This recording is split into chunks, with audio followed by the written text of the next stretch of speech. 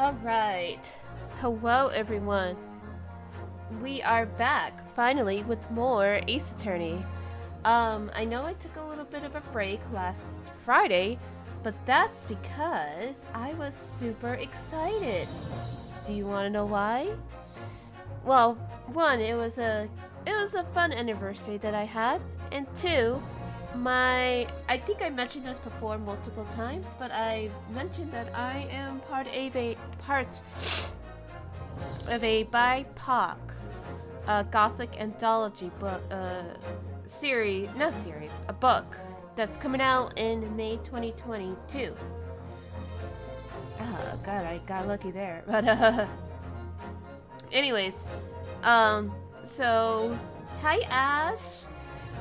So they because there's a supply chains issues right now with the book world, because when things go boom, they go boom. Unfortunately, the official release date for that is going to be on May instead of the originally planned April. But if you had submitted to the Kickstarter, then you're fine. You'll be getting those on time, absolutely for sure. But if you're not, that's totally fine. You can still pre-order here. I'll put it in the link, and if you're watching this on YouTube, I'll mention it again in the. I'll put it in the description. So feel free. You can get an ebook, a paperback, or audiobook. So that's exciting. Or if you have the means, get all three. Why not? So there's the pre-order link. Like I said, I'll post it again later. So if you miss it, that's okay. And we'll go ahead and get started, because we've been waiting long enough. Ooh, allergies.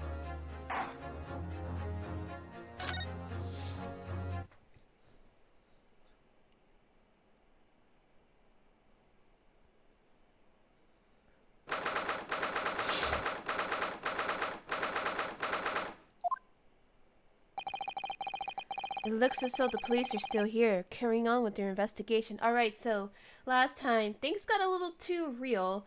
This game has a really weird way of expressing both itself and, like, how it wants to portray itself. Like, it wants to be fantasy and have the almost accurate xenophobia. So it's a little awkward, so it is what it is. But we'll get through it.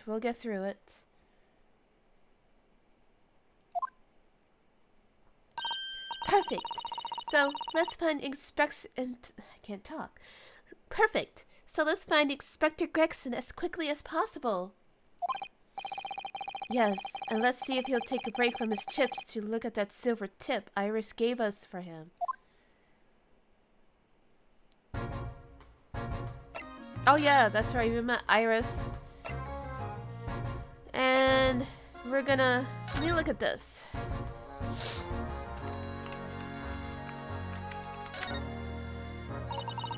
This is a 5-shilling piece, isn't it? I believe it's called a crown. Yes, and you could train a Scotland Yard detective to do whatever you want with just a single one. Iris must be the most powerful 10-year-old in the world. Yeah, right? That's right, she writes Shlomes' story. She couldn't have gone with the punny moniker, but whatever, I guess. And apparently she's like super smart, super prodigal, and all this and that, and no.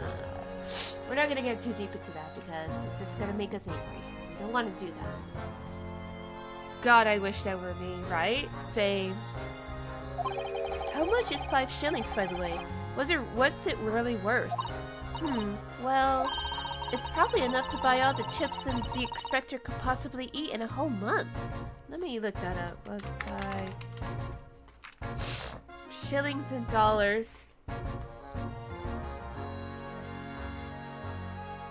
Okay, I don't think that's right, Google, but go off, I guess. That's greasy.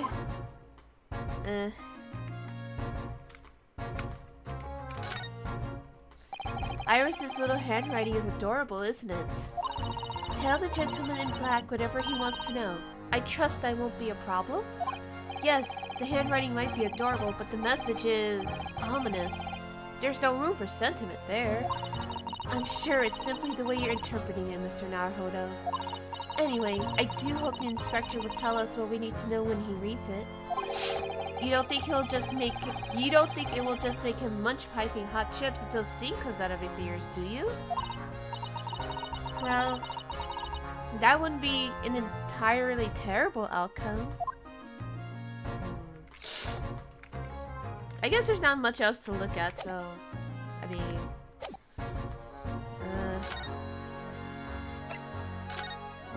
I didn't mean to do that. I meant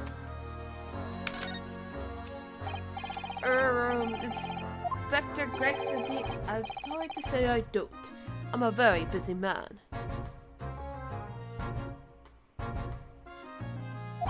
Much too busy to talk to a pair of foreign gadabooks, that's for sure. So we're starting it early, are we? We have these for you. A present for Miss Iris Wilson. What? For me? From her ladyship? Her ladyship? Oh god, don't tell me she's like a princess or something.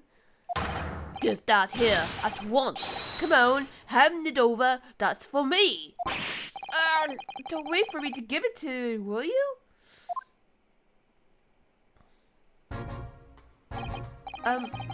What was that coin exactly? It's a silver crown, obviously, but it's a lot more than that. It's an appearance fee. That's what it is. An appearance fee? Oh, I see. You mean... That's right. For the adventures of Herlock Sholmes. Her ladyship always offers me a little financial reward for featuring me every time. Financial? I don't know, man. All I can say is I don't know about that. I don't know.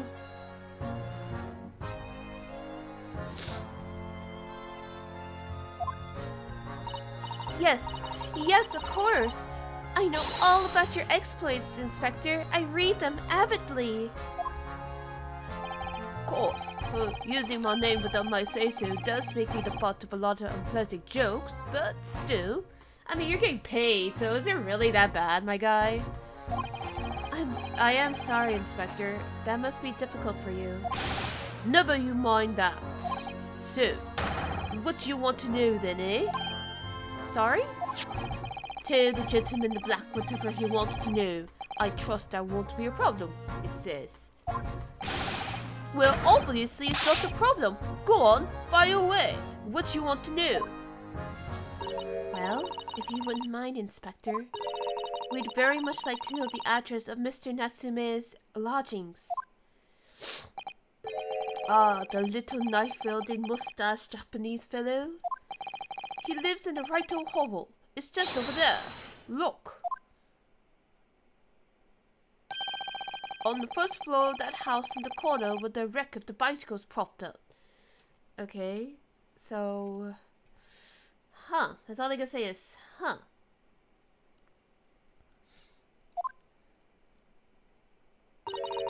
is nearby indeed. Yeah, that's really close.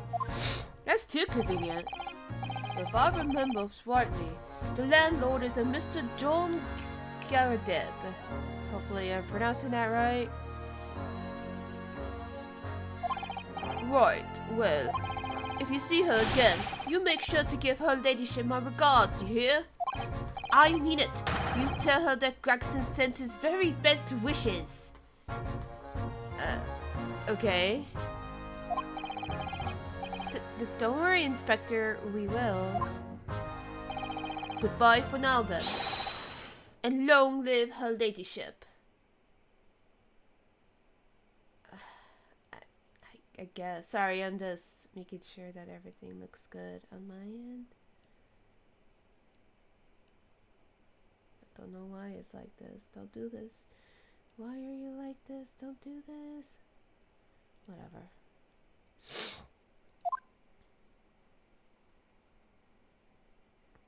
Well, at least he told us what we wanted to know before he left.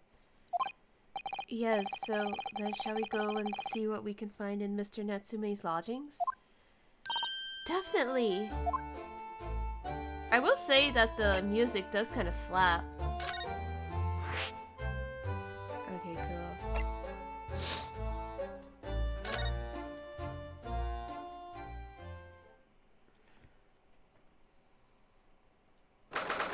Oh. Oh wow, this is very fancy.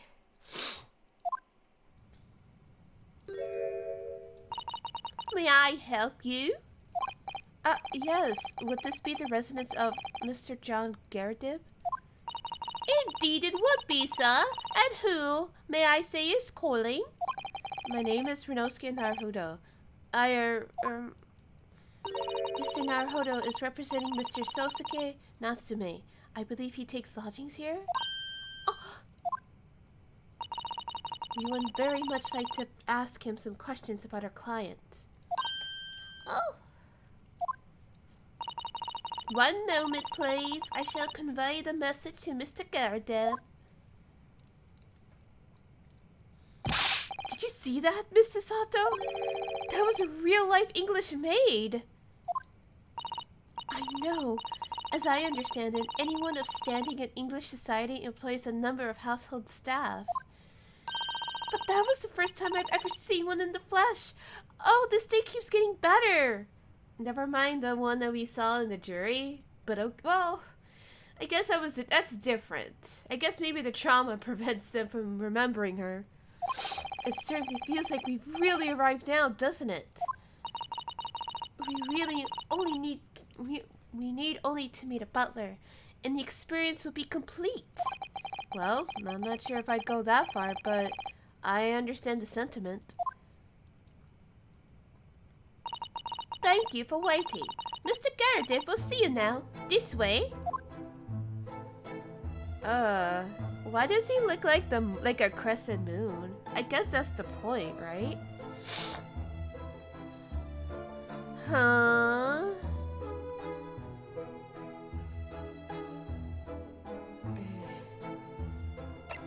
I'm kind of curious about the surroundings. That uniform looks fairly ancient, doesn't it?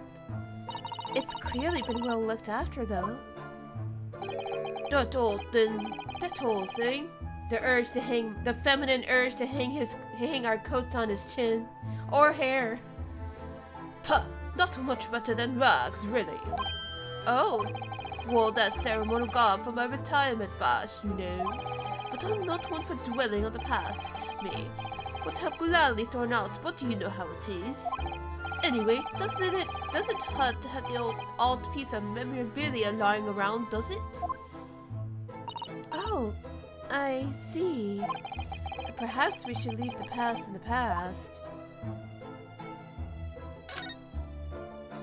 That looks like a Medal of Honor, and it's showcased on a very good banner. Yes, it's displayed with some pride, I would say. Although it bothers me that it's not straight. What? That whole thing? Sorry? I should be glad to see the back of it, but the general would turn of his grave and dispose of it. The wall's the best place for it, keeps the belly thing out of my way. So it's just been polished to shine by accident, I suppose? There appears to be an inscription on the medal itself. Look, let me see. It says, "For distinguished participation." It sounds like the kind of honors even I could be in line for. So he literally got a participation medal. That's actually hilarious. Well, one doesn't like to blow one's own trumpet, but I was given that for my time in the army. Ew, sir, what the fuck are you doing? Can't measure an officer by the number of medals to his name, of course. Common knowledge in military circles, right? Like, that's disgusting. What the fuck? Sir, you know your tobacco could fall in there, right? Oh my god. That portrait of Mr. Garridib is glaring at me. I swear. Get the tobacco out of your tea. Have you you noticed that all the little frames contain photographic prints of Mr. Garrideb as well? Yes, and there seems to be a statue of a lion on the mantelpiece as well. Ah, yes. Seemed to have come back from the local pawnbroker with that little trinket. Seemed to come back? What do you mean? The chap who runs the place is a baldy wizard. Went in to sell him something and came out with that thing. Or maybe you're just easily targeted. I don't fucking know. In point, in fact. Now I think about it, I'd rather often find myself leaving the place with something I do to need. Me and Barnes and Nobles. The lion ornament certainly does seem surplus to requirements. Susastance does not pull her punches. Or her throws, for that matter. Yeah, she's like... Damn. I mean, whatever. Is there... Oh, a petition. Look at that enormous screen! It must have been put there deliberately, surely? Yes, it certainly seems like someone's trying to hide something from view. What could be behind it, I wonder? I'm going to have a very quick look. Just a little peek. Ahem! Ahem! Maybe let's stop, Mrs. Sato. I think the maid is gonna head us off with a cup of tea. Ahem! Ahem! Huh. Oh, that's suspicious. The fuck is that? Oh, look! What a wonderful collection of cakes lined up on that gleaming silver cake stand. Lined up? It looks more like someone has half demolished them to me. Afternoon tea is a time of indulgence, you know. It is quite the English way. It is Mr. Garrideb's custom to take two cakes with his tea. That sounds delightful. Oh, wait a minute though. There are at least 10 cakes on this cake stand. Sir? Hello? Well, naturally. It would never do to waste the leftovers. But you're wasting more cake by just letting it sit there. Like, hello? So whatever Mr. Garrideb doesn't eat, I say to myself, June, you shall have to tidy up. How nemesis for you? I can't say that word. Huh.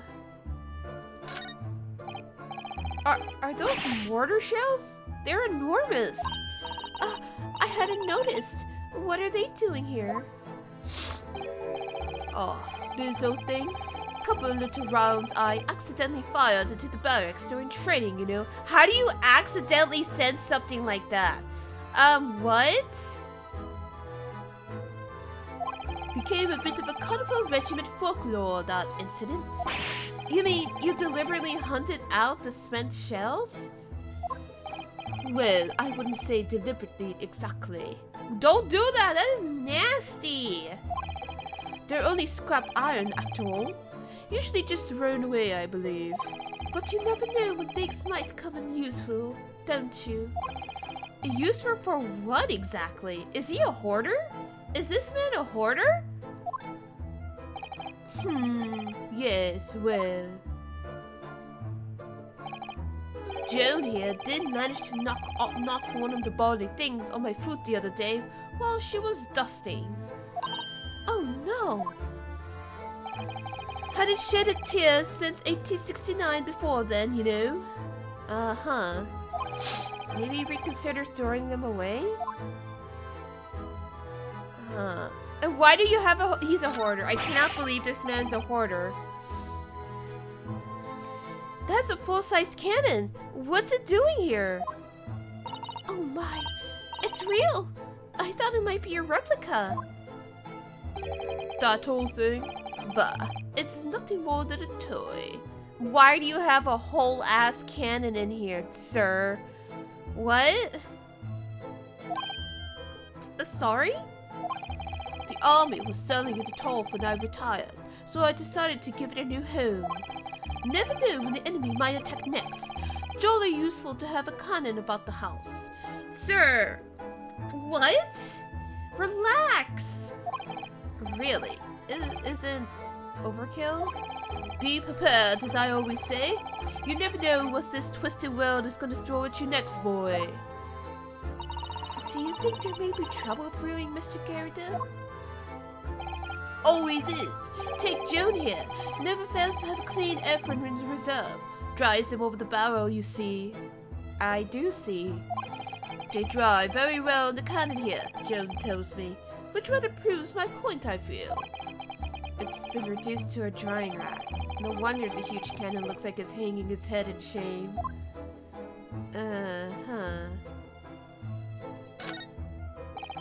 I notice you have a pile of books here, Mr. Garrett. Do you enjoy reading? Ever experienced a London winter, boy? The nights are long. No better way to pass the time than in front of the fire with a jolly good book. Me and my fanfiction. Because everybody loves fanfiction, you know? Oh, there's a copy of Rent's magazine here too, I see. No doubt Mr. Garrett enjoys the adventure of Herlock Sholmes too. The great detective has a great many followers, it would seem. I wish I was rich enough to own print copies of fanfic, right? He's just vibing. He is just vibing. I mean, I guess that's... Oh wait, there was more. I didn't even see that. Oh my god. Look at this crockery on display here. It's rather unusual, isn't it? Oh my, a genuine London dresser. Isn't it delightful? Although the shelves seem to have broken and the crockery is... Oh dear, it's in pieces. It really is. The words cracked wouldn't do that chinaware justice. I wonder... Perhaps the cannon was fired at it. Yes, probably something like that, but let's not delve too deeply here.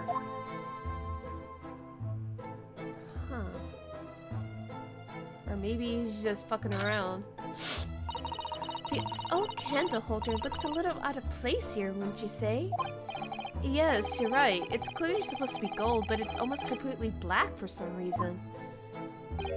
That whole thing, yes. Just a cheap piece of ironmongery. Gimcrack, really. Oh, used it when I was studying, didn't you know? For my commission. I know it's old. Hardly worth hanging on to, really. But... well, still has its uses sometimes. Of course. Does everything in this room have some elaborate story behind it? They're memories, Mr. Naruhodo. Memories. No, he's just a hoarder. Yeah, so I think we've... Oh. This window looks out over Briar Road where the young woman was attacked. Oh yes, I can make out the policeman on the far side of the road investigating the crime scene. The glass is rather murky, isn't it? You can't see very clearly. Does this thing open at all, I wonder? I shouldn't underestimate the bitterness of a London winter, sir. Sorry? As soon as you open that window, the tea will freeze in the pot. No Londoner will go opening windows at dusk in the middle of winter, I assure you. It seems very unlikely that these two would have seen anything of the incident then. Well, you never know. I want to know more about that, but I guess we can't really... Well, I guess we gotta examine this man. Good day to you. John Garrett at your service.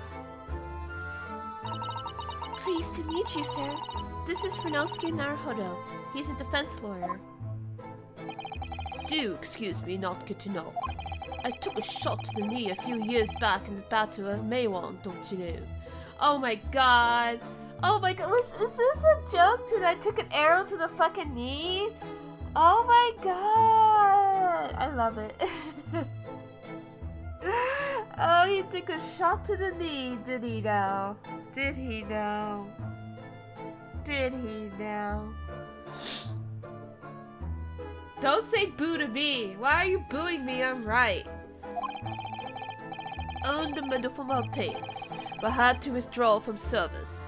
handed over the reins to the up-and-comings. So he's a retired soldier.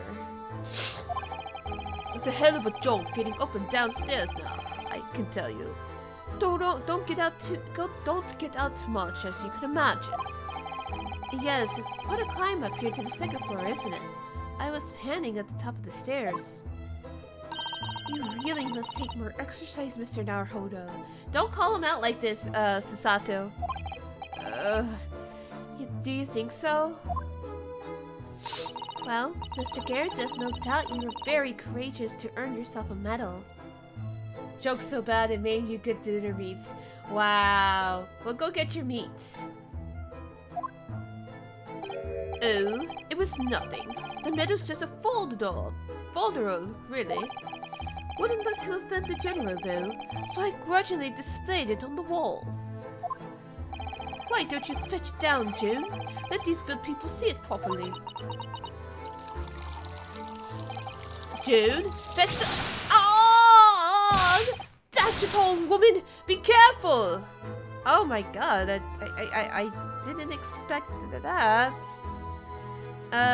Sorry. Let me just do something real quick.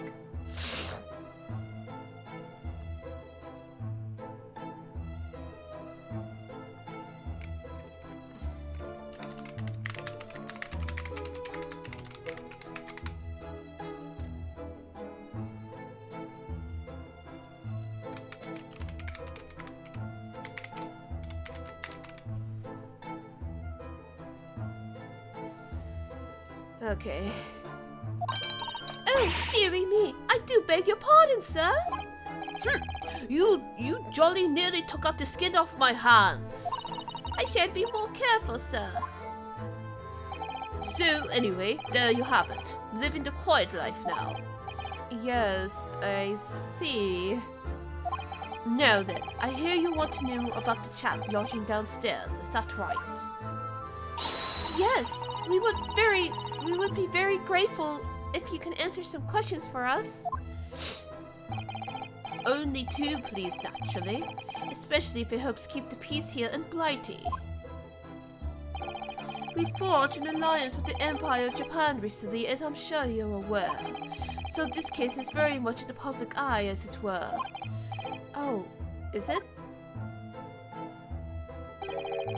Even had some famous detective poking around, you know, in this old house. Would you believe it? Yes, Mr. Herlock Shlomes.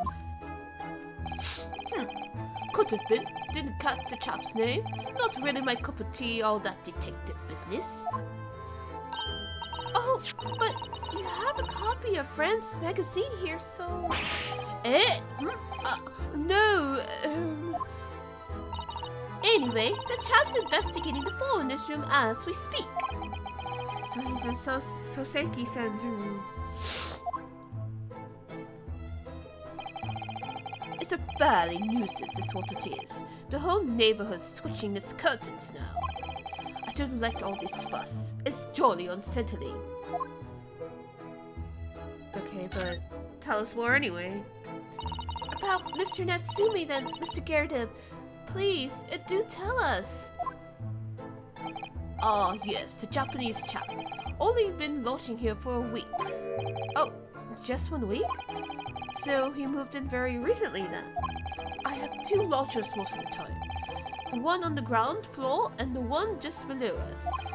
The first floor room became available a week ago. You see, there's been... Ah! Dash it all, June! Do be careful! So he's basically doing an Airbnb thing back in the day. Oh, my goodness! I'm terribly sorry, sir! Yeah, she did it. If you want to know my opinion, I thought he was a shady sort from the moment I set eyes on him. That's your racism. Well, the girl didn't die. She's still vibing in the hospital, so, Oh? Why?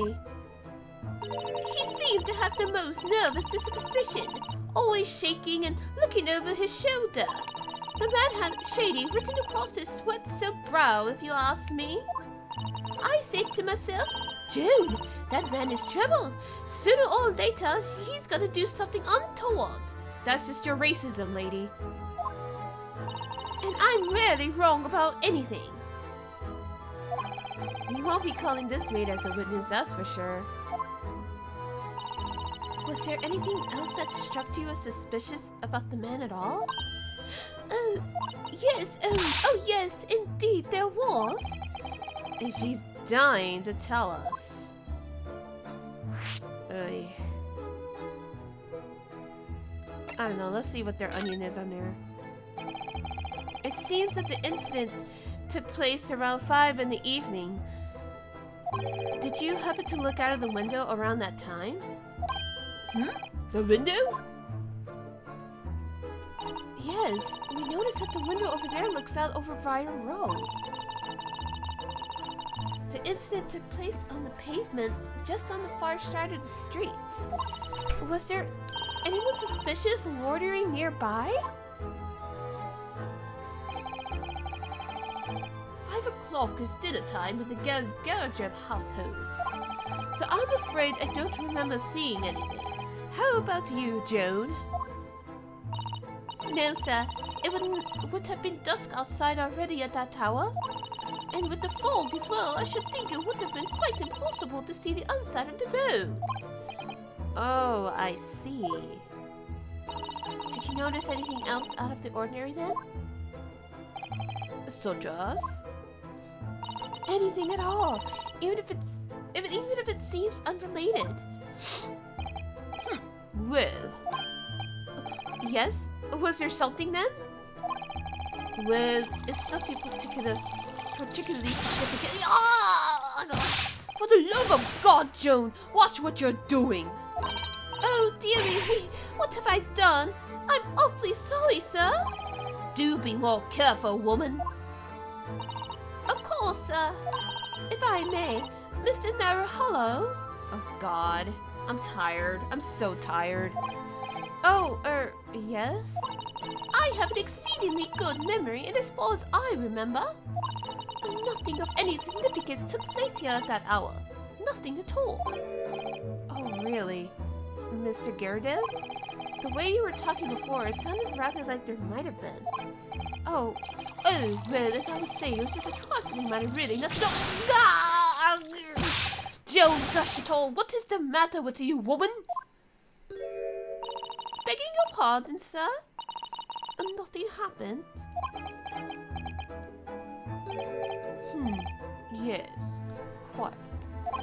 Nothing happened. We sat down to a quite uneventful meal. Joe?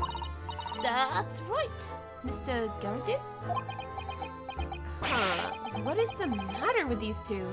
I guess more to the question. What's the matter with Joan?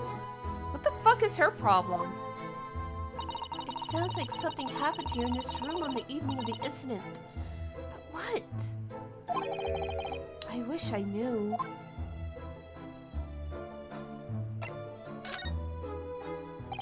Have you noticed anything else at all about your lodger, Mr. Natsume? Oh my god, yes! The man was shadier than an orchard! Could you elaborate? Well, take the man's room. Absolutely stuffed with books it is, more than anyone could ever read. And he never so much as passes the time of day with another living soul. I haven't seen a single visit to call. You are so nosy, lady. Well, she is a maid. He just trots off to that old bookshop every single day and comes back at 5 to light the gas fire. And the funny little man is up long past the time everyone else in the house has gone to bed too. So he's just like any other English major. Like, this is normal behavior for us, lady. What? Oh, I see. The gentleman on the ground floor goes to bed at around 9 each night. But I've never known that Japanese fellow to retire any earlier than 2 in the morning.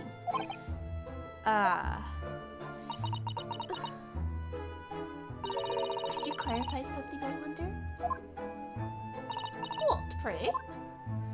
How do you know so much about Mr. Natsume's routine? Oh! I understand that neither of the lodgers live on this floor of the house. Is that correct? That's right, yes, they're below us. On the first floor on street level. What are you guys hiding? Hello?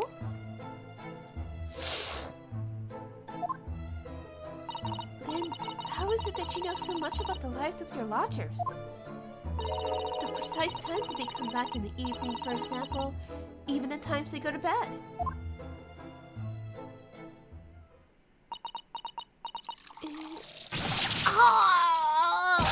Good grief, June! Be more careful, woman! Oh my goodness! I'm terribly sorry, sir! Something doesn't add up here. They are so, like, shady. It's, like, not even funny. Like, it would be funny, but, like, this isn't... Could you tell us which floor Mr. Natsume's room is on? Why, certainly. Just below us on the first floor. And Mr. Shlomes is investigating there even as we speak? Yes. Told me that's his name. Has asked him to look into the matter, so I gave him the key. Mr. Natsume has engaged Mr. Shlomes' services? That's a bland lie. He can barely understand him. Would it be alright if we also had a look around? In Mr. Natsume's room, I mean. Don't see why not. It's just down one flight of stairs. Who knows if we'll find anything that can help us with the case, but we have to try. We need all the clues that we can lay our hands on, shall we? Yes, and while we're there, we can speak to Mr. Shlomes again. Perhaps he'll be able to tell us more. Well, I guess we don't have any other choice. Well, hold on. Can I look at that thing now? No.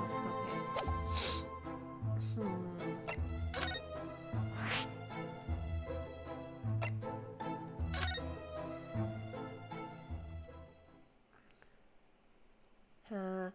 Oh my. Kitty! There's a kitty!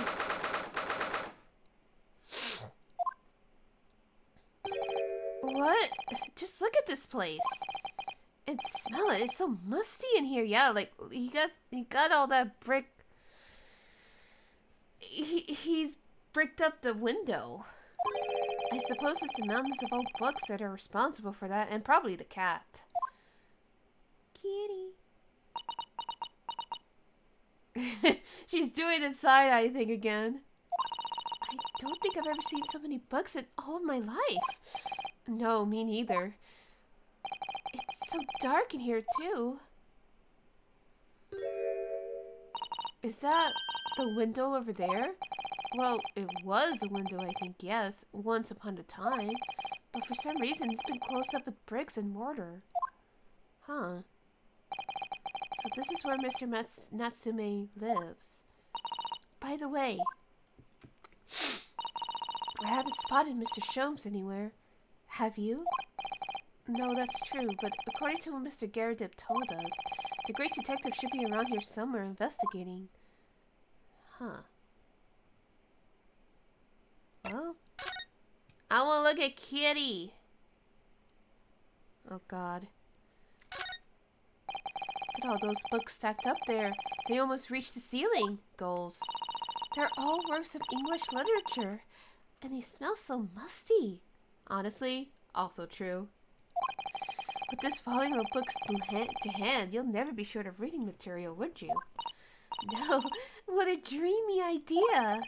A bad dream, maybe. For me, at least. Fair. Mind you, I don't imagine the book that's at the bottom of the pile now will ever be read again. So reading, it is an experience that comes once in a lifetime, just as the tea ceremony teaches us. Oh! Thank you so much for the raid, Hachiko. Oh, thank you so much. Hello everyone. Welcome to my stream. I am Lily, and we are playing the great Ace Attorney. We are on the third case. Hi! Thank you so much for the raid. I really appreciate it. Feel free to relax, enjoy my little voice acting. Feel free to follow if you want, and subscribe and all that fun stuff. Thank you so much once again. Feel free to vibe. And don't mind me sniffling. It's just my natural condition.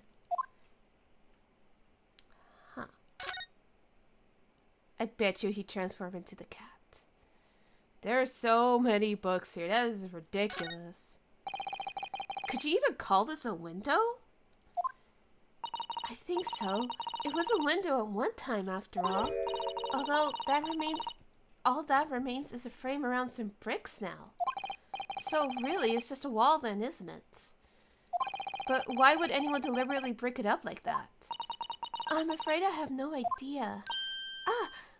Perhaps Mr. Natsume painted the brick design on in a fit of whimsy. That's alarmingly feasible. Anyway, whatever the reason, the lack of ventilation here makes the place very oppressive.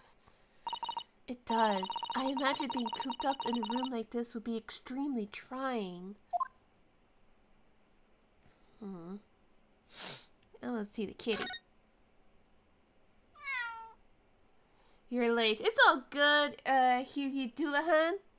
No, kitty! Don't leave, kitty! Why need ventilation when you can have 1,000 books? Exactly. Be buried in the books that you've bought. Oh my! What an adorable little cat! Perhaps he's looking after all the books while his master is away. I don't know about that. He disappeared into that pile of books as quick as a flash. It was a tricolor Mickey, wasn't it? Oh, thank you so much for the follow, Hughie Doulahan. I hope I'm pronouncing your username correctly. But thank you so much. Do they even have that sort of cat here in Great Britain? Mickey. Mikey? Is that what he's trying to say? Perhaps Mr. Natsume brought the little creature with him from Japan. You are... Oh, awesome! Aw, thank you so much. I honestly appreciate you. I'm so happy. Thank you so much. Okay. That's made me feel homesick now. Already? We've only been in the country for 2 days. Oh, there goes the kitty. And a lucky cat! Oh, look! It's a beckoning cat from home! It's a bit big and bulky, isn't it? Surely Mr. Natsume didn't bring that Maneki Neko all the way from Japan with him. I hardly think you're in a position to comment, Mr. Naruhodo. Are you forgetting the enormous Daruma doll that you brought on your luggage? Well, it can be dangerous traveling abroad. I wanted a lucky charm. Well, I imagine Mr. Natsume wanted the same. And this cat is sure to beckon good luck to him.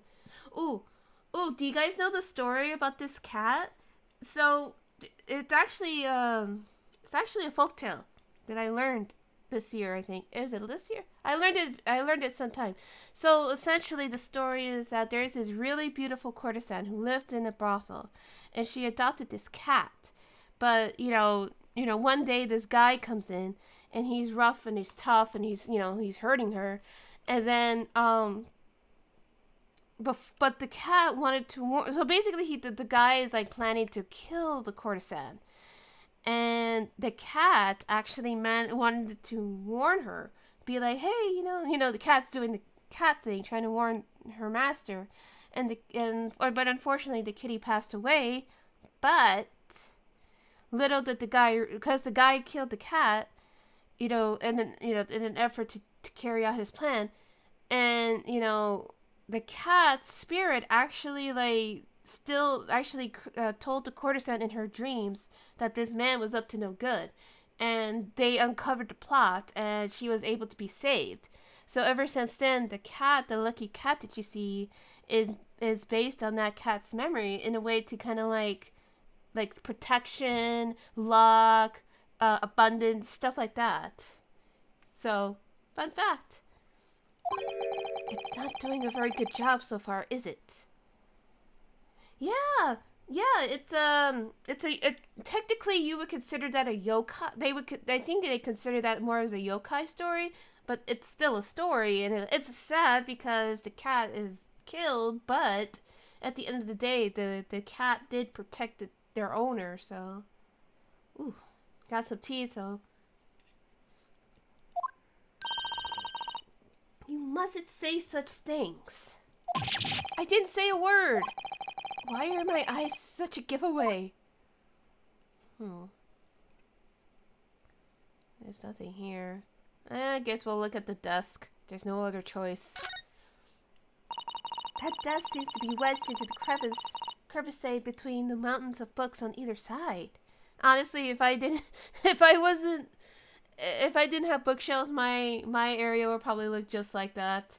How about you guys? And plus, how are you guys doing on this night? Is it cold where you are? Is it warm where you are? Or is it just average? And global warming has not targeted your area yet, because it is actually really chilly where I'm at. I'm loving it because that means I get to sleep and snuggle underneath the blankets to justify that.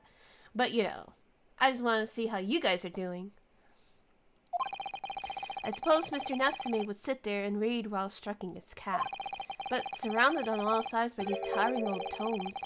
Surely he's dreamt of books every night as well. Again, he's an English literature major. Of course he does. Yes, he must have done, mustn't he? I don't know why that's coming out awkward. It's getting cold there, a little too much for comfort, but you prefer it to being too hot, you think? That's true. I actually lived in Arizona where it was hot pretty much all year round, and honestly, I fucking hated it.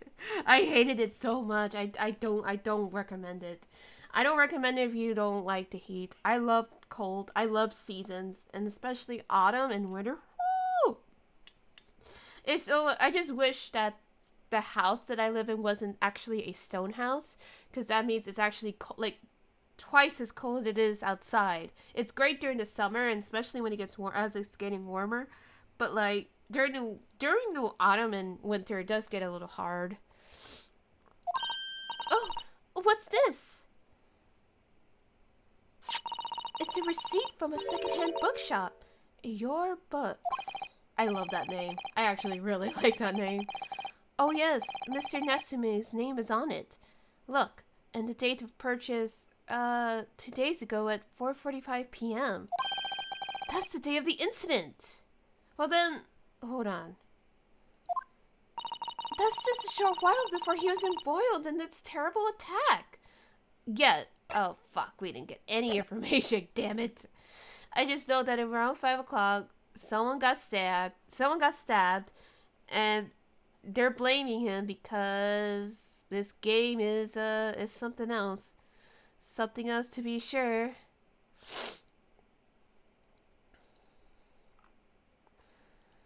To be sure. He must have been on his way back from buying some old books. Yep, and that's in our court record. Well, there's not much else we can do here, is there? I've investigated thoroughly, but I can't find anything out of place. Yeah, there's nothing here. Okay, so... What? Is this where he slept? He was just really like, yeah, I love books so much, I'm not gonna even buy a bed. I'm just gonna get a comforter and just lean against him. First of all, mood, but come on, guy. Don't do that to yourself. It's not good for you. Well, this man has a lot of explanation to do.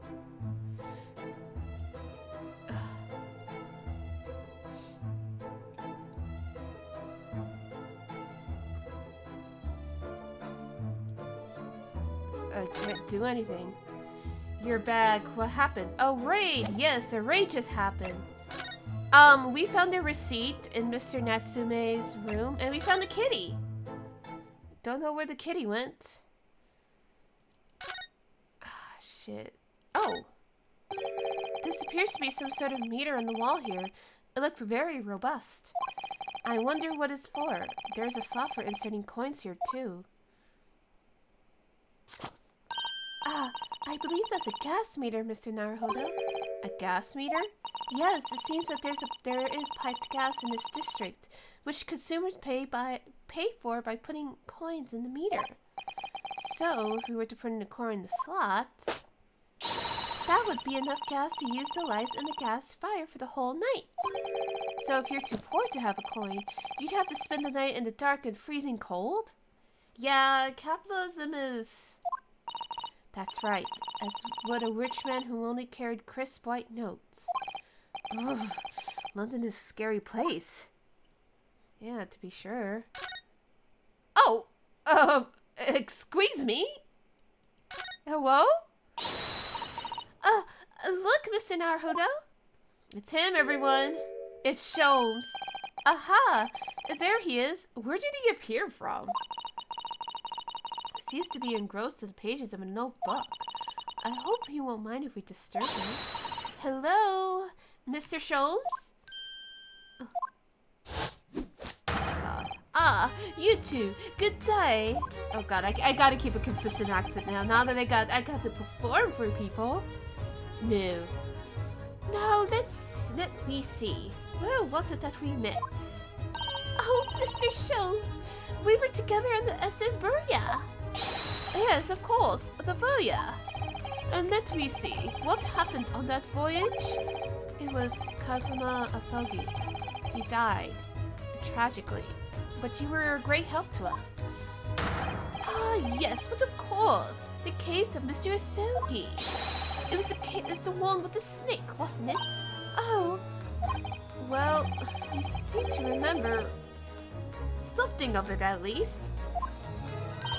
What an honor to be remembered vaguely by the great Herlock Shlomes. This is Mr. Oh, no, my dear madam. Hold your tongue. I pride myself on my superior powers of recollection. Your names are safely recorded in my brain attic. This man. Miss Naruhodo. No. And Mr. Sasato. Oh, we love a himbo. Try the other way around, Mr. Shlomes. I lose the first round. Shlomes. Oh, Shlomes. In truth, I had hoped to invite you both to my Baker Street suite the day we arrived in London. But Scotland Yarders ambushed me at the railway station and whisked me away to a crime scene. What is he on and where can I get some? Honestly, that's the question I ask myself every single time. It was an entirely trivial case, of course. I solved the matter in no more than 30 minutes. So they apprehended Soseki-san in that short amount of time? I'm afraid the pursuance of a new case has dulled my recollection of my past involvements a little. A little? It is a mistake to think that one brain attic has elastic walls and can distend to any extent. The hell are you talking about? I do my best to forget useless facts lest they should elbow out the useful ones. Does he have ADD? Yes, those are my own words of inimitable wisdom, you know, from the adventure entitled A Study in Scarlet.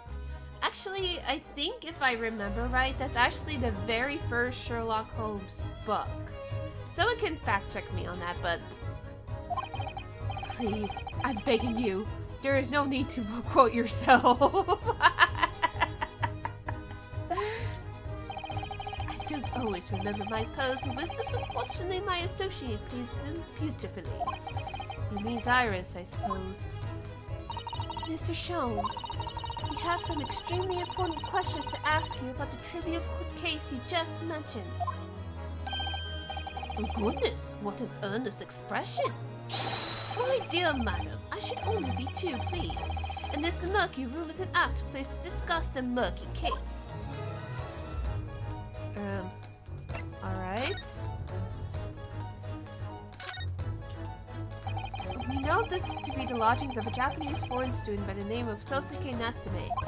It seems that you assisted in his arrest, Mr. Shlomes, for the stabbing of a young woman outside here on Briar Road.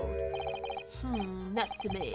Yes, I believe it was a name rather along those lines. But Mr. Natsume denies it! Was it really justifiable to arrest him on so little? I'm sorry, Mr. Sato. I don't know why that came out so weird, but I have not the slightest idea what you mean. What? I can't believe he was looking Sasato-san squarely in the eye while feigning ignorance. I assure you, I am not feigning ignorance. It would appear as if the pair of you are so under some misapprehension. Oh? How? I assure you, I have no recollection of accusing your suit compatriots of the crime. So then why is he in jail? But that doesn't make sense. Why is he in jail if you didn't accuse him? The good detective at Scotland Yard made the following request of me, and I quote verbatim. We need you to ascertain the identity and whereabouts of a man seen fleeing the crime scene. Oh, so it was the cop who set him up. That's all I'm gonna say. It was the cop that set him up. A man seen fleeing. There were a number of books scattered on the pavement of the scene. From the book plates, I was quickly able to determine the bookshop in which they had been purchased. On speaking with the proprietor, I was immediately led to this address. Elementary, wouldn't you say? I believe there was a receipt around here somewhere from the establishment in question. So you don't think it's you don't think Mr. Natsume is the culprit then? That I cannot tell you. But I was aggravating with my faculties, hence why I returned here. However, this place is such a trove of fascinating books.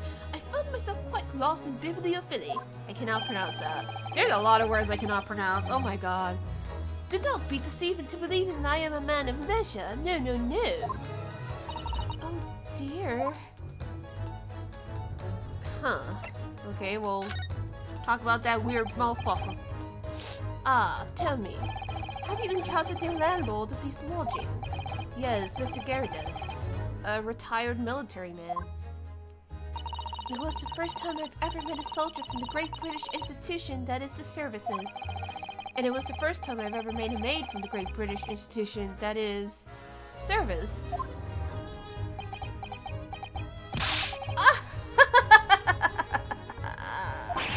I didn't think it was that funny.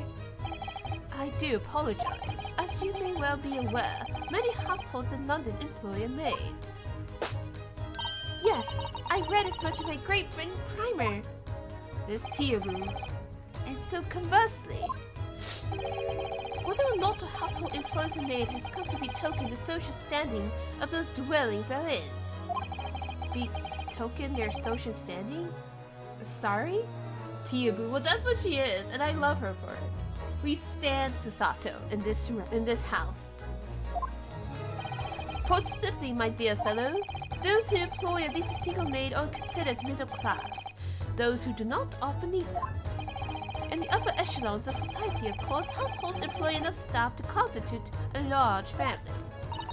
Goodness, how extraordinary.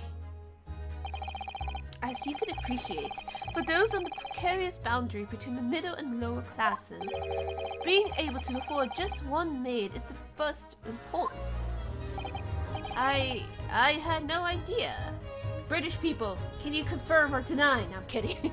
I'm pretty sure these days that stuff is kind of outdated, right?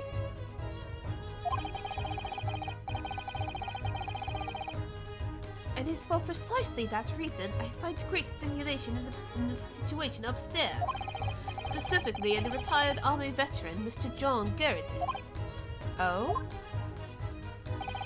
Affable as he is, the fellow is hiding something. Whether or not it imposes on the circumstances of this case, I am as yet unable to ascertain.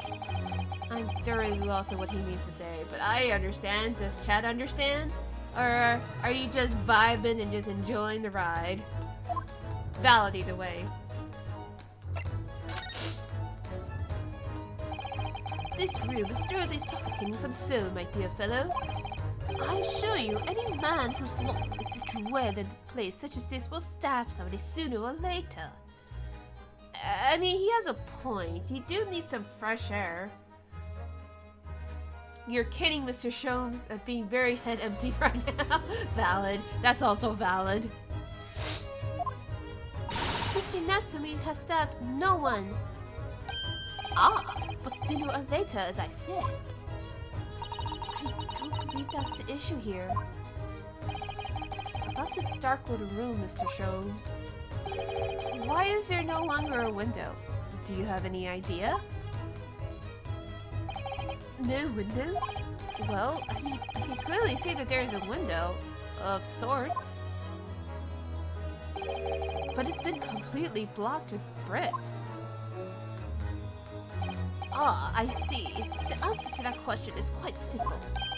Window tax. There's a tax on windows? Can British people confirm or deny? Window tax? What is that? Surely not a tax on windows? Precisely that. Oh my goodness! What? All too relatively recently, a tax was levied on households in this country by the number of their windows. That doesn't make sense! Make it make sense! Those lesser means having inherited a sizable and costly family home, perhaps rapidly closed the windows up. Oh, not European, but window tax. That's ridiculous! Hell no! What?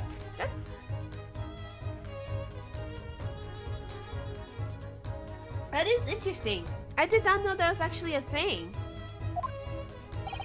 While the rich opened windows here, there, and everywhere, in an effort to curry favor with those in power by furnishing them with large sums of tax money.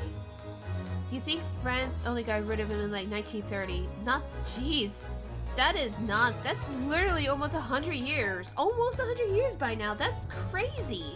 In like 9 years from now, that's ridiculous.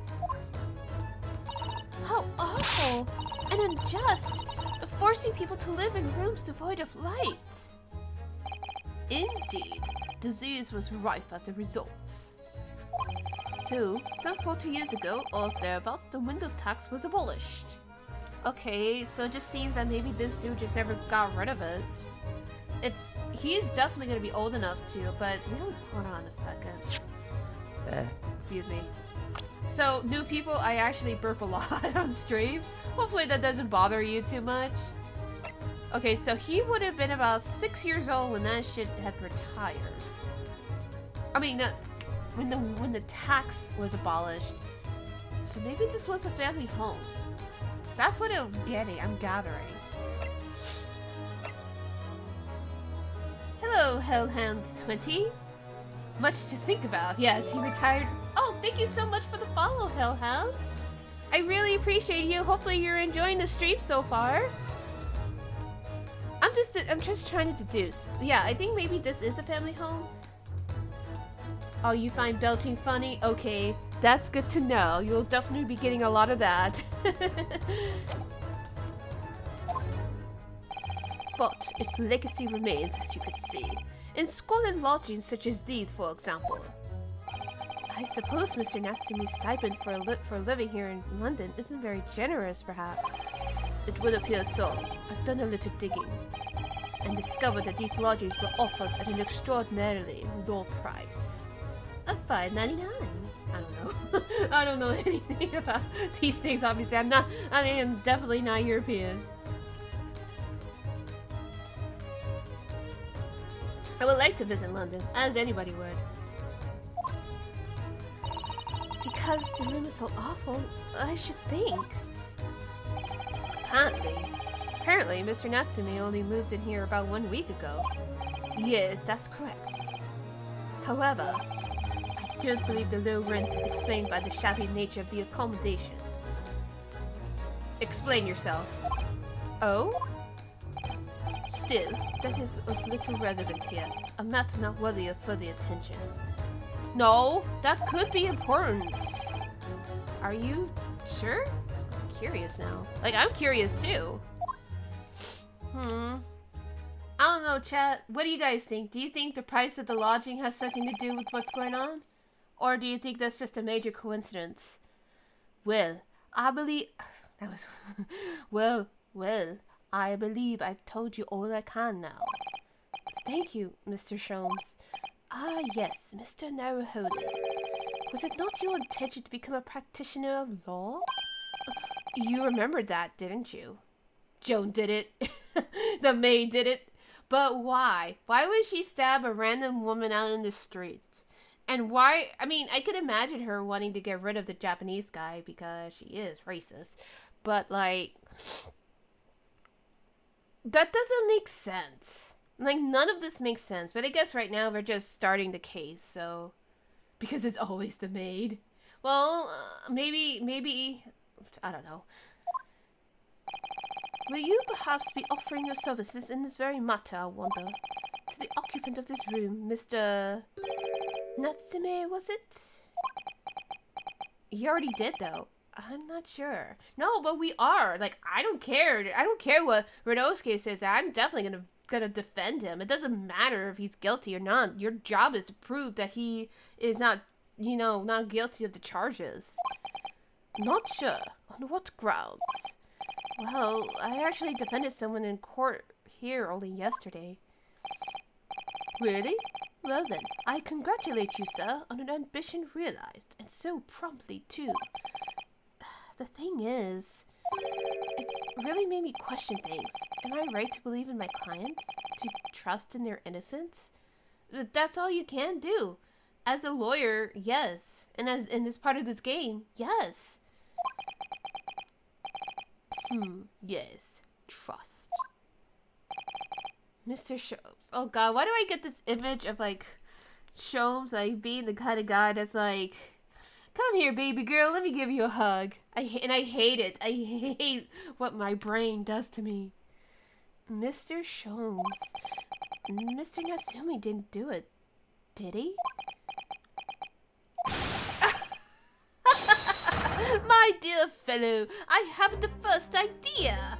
Where's my hug? Exactly, Hachiko. I hate it. I hate my brain. Oh, but I thought that's why you're here. Didn't you come back to investigate? Ah, yes, that was indeed my initial intention. Hey, Ash. Ash is the resident artist of the stream, by the way. But hey, Ash, add something to the list of memes or drawings to add. Where's my hug, Sherlock? Or Herlock Shlomes. I always mess it up. I'm still not used to it. But there are simply too many fascinating books here. I couldn't possibly ignore them. Noted. Thank you, Ash. And also post your Ko-fi. Because Ash is a very wonderful artist. Oh, I see. Nevertheless, there are two facts I can state quite unequivocally. Cannot say words with a fucking accent. The man who fled the scene of the crime 2 days ago was a Japanese occupant of this room. And there are witnesses who swear on having seen the same man commit the crime. That's all I can say. And I will say that Ash did this wonderful emoji, and this one too, which we'll see in a little bit. Just get it ready. Ash did those wonderful emojis, which you can only get if you subscribe to either tier 2 or tier 3. Only if you're able, no pressure, no nothing. Just let you know, they're there. There you go. Donate to Ash. And I'll link it in the YouTube.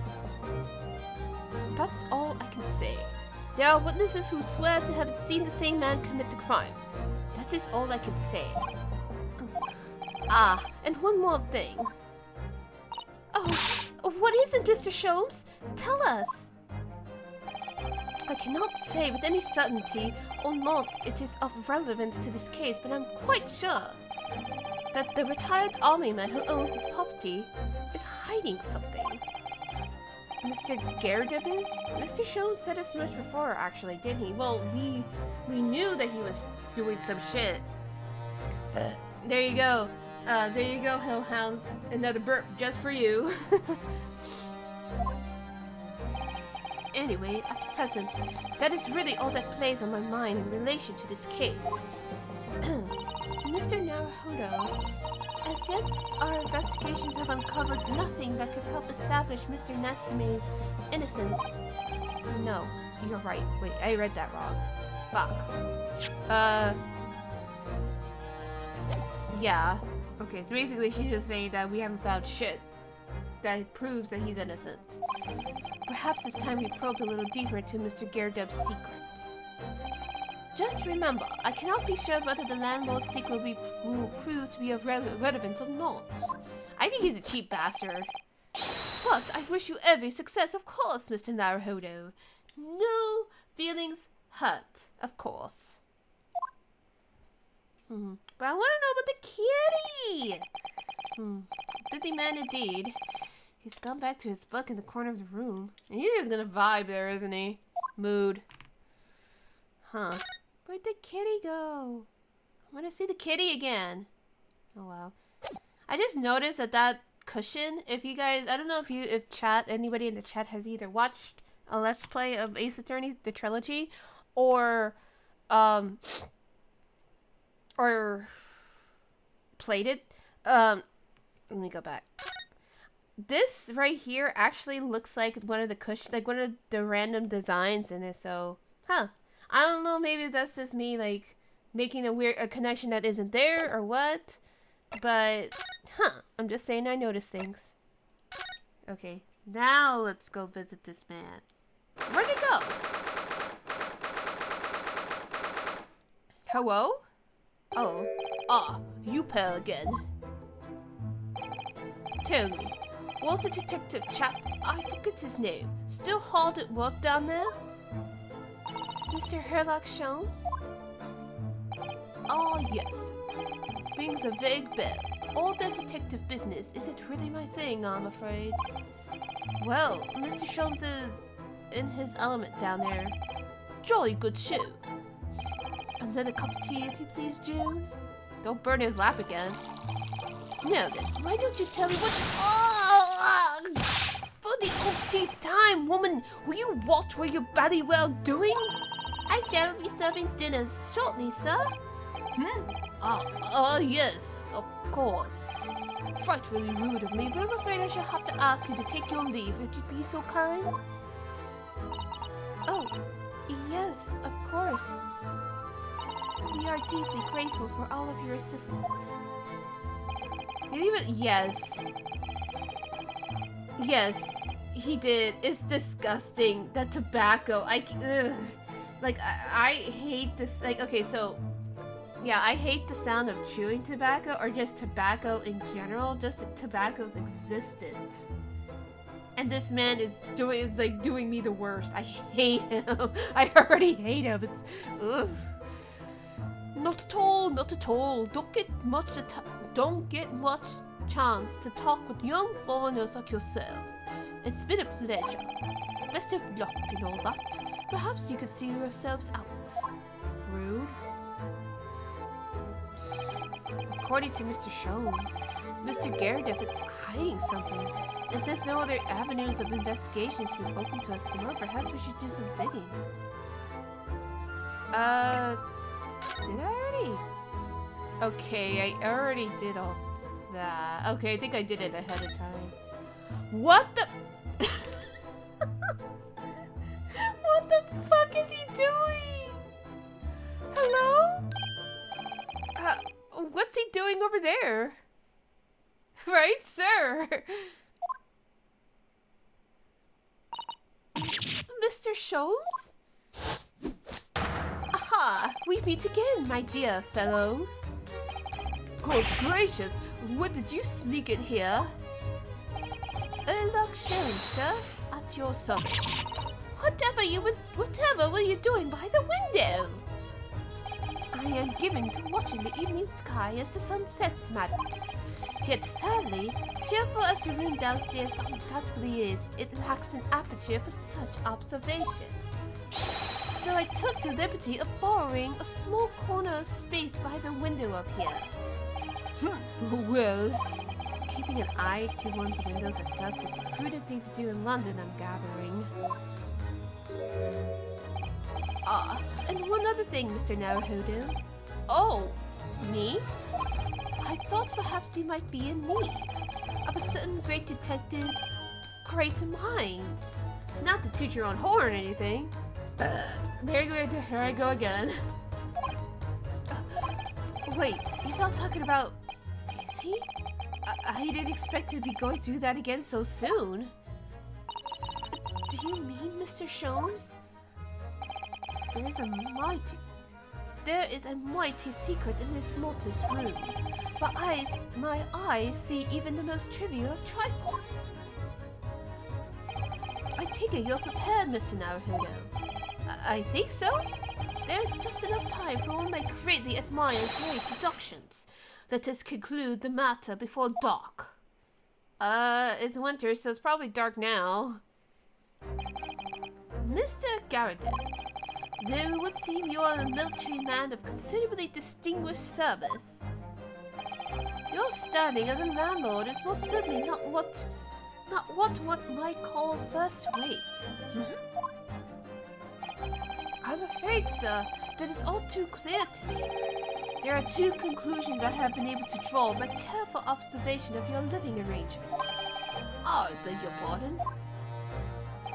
The first is that even as we speak, you are concealing the presence of a ferocious beast in your care.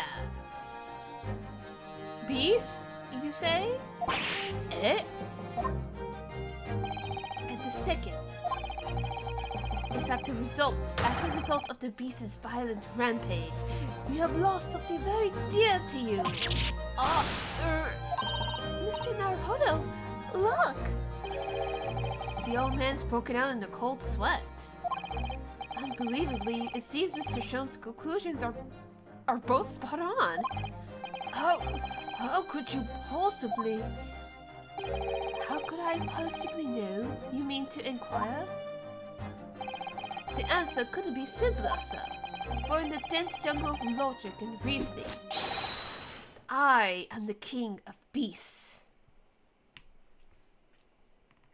Why is he like this, chat? Chat?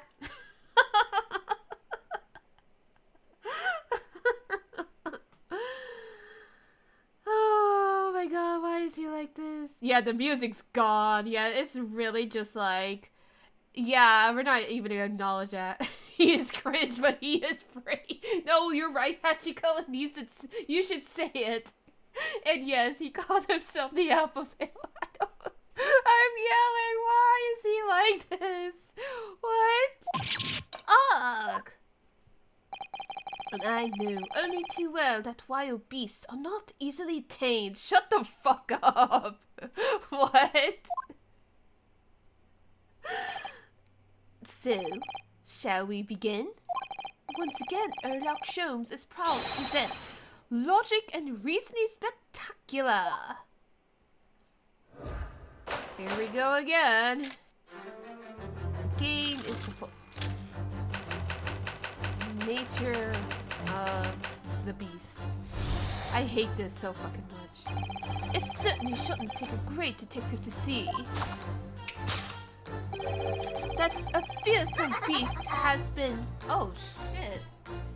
Thank you so much. Oh. Thank you so much for the donation, Hachiko. A $5 for enduring the cringe that is Shlomes. Oh well. Thank you so much. Oh, I honestly appreciate it. Thank you. Thank you. Thank you. A fearsome beast has been on a rampage of late within these four walls. You're expecting an animal. That's what I thought too.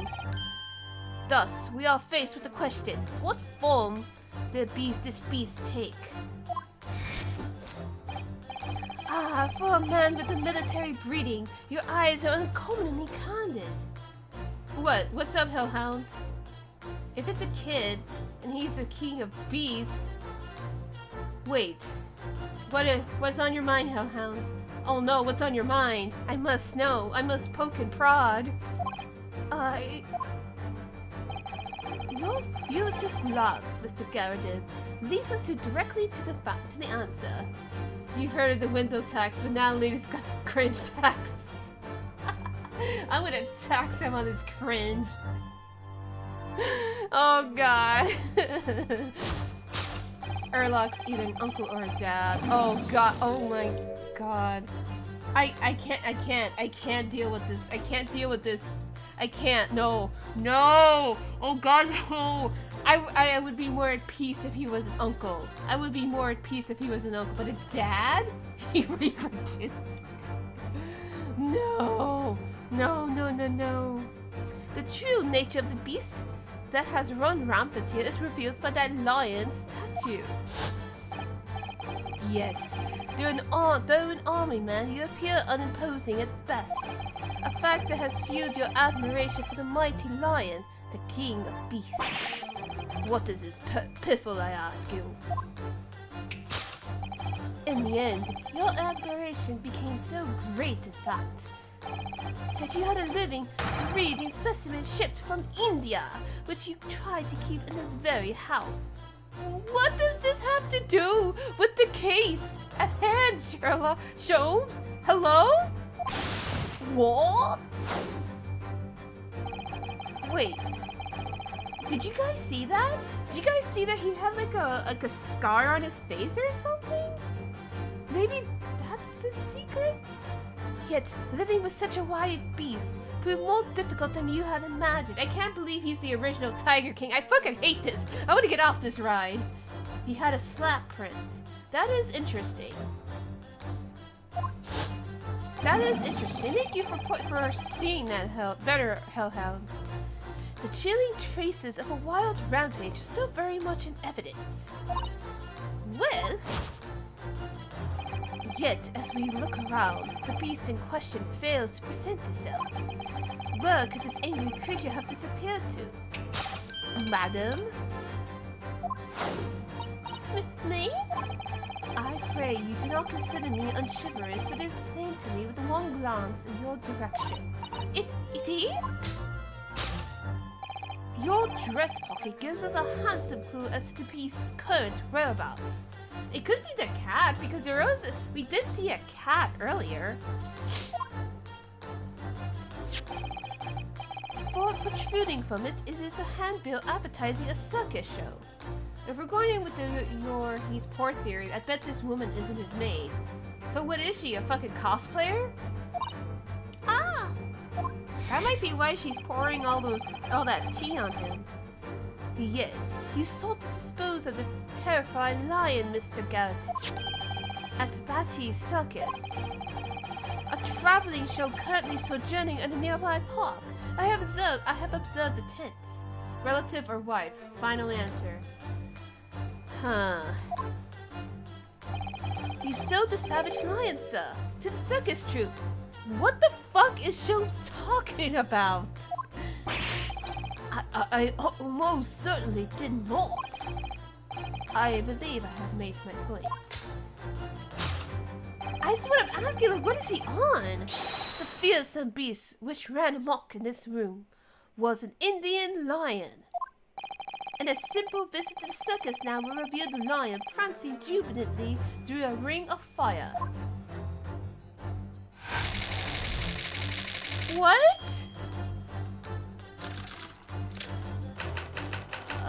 Aftermath? What does this have anything to do with the case? Now, Mr. Garridan. That's what I'm wondering, hellhounds. Like, what? It is plainly clear that you still have deep feelings for this formidable beast. I have to go put some food in my body, but you hope to. Okay, no problem, Hachiko. Once again, thank you so much for the $5. If I'm still here, I'm still here. If not, then we'll see you next time, definitely. But make sure you eat and get some water in you. Indeed, in that blithe pose, the distress this loss has caused you is veritably tangible. Oh. Your head weighs heavy on your shoulders. The pain you feel being revealed by that supporting arm.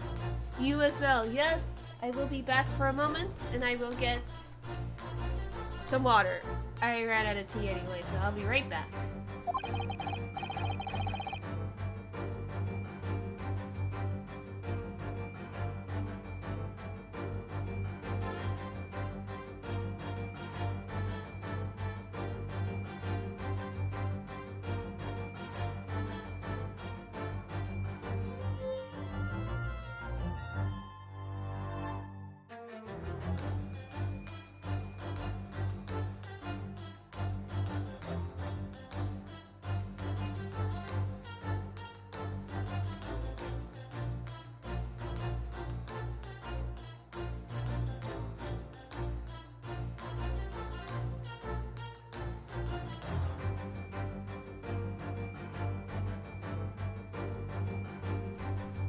Okay, I'm back. Yes, I have been Uno reversed. So let me get some water in my body.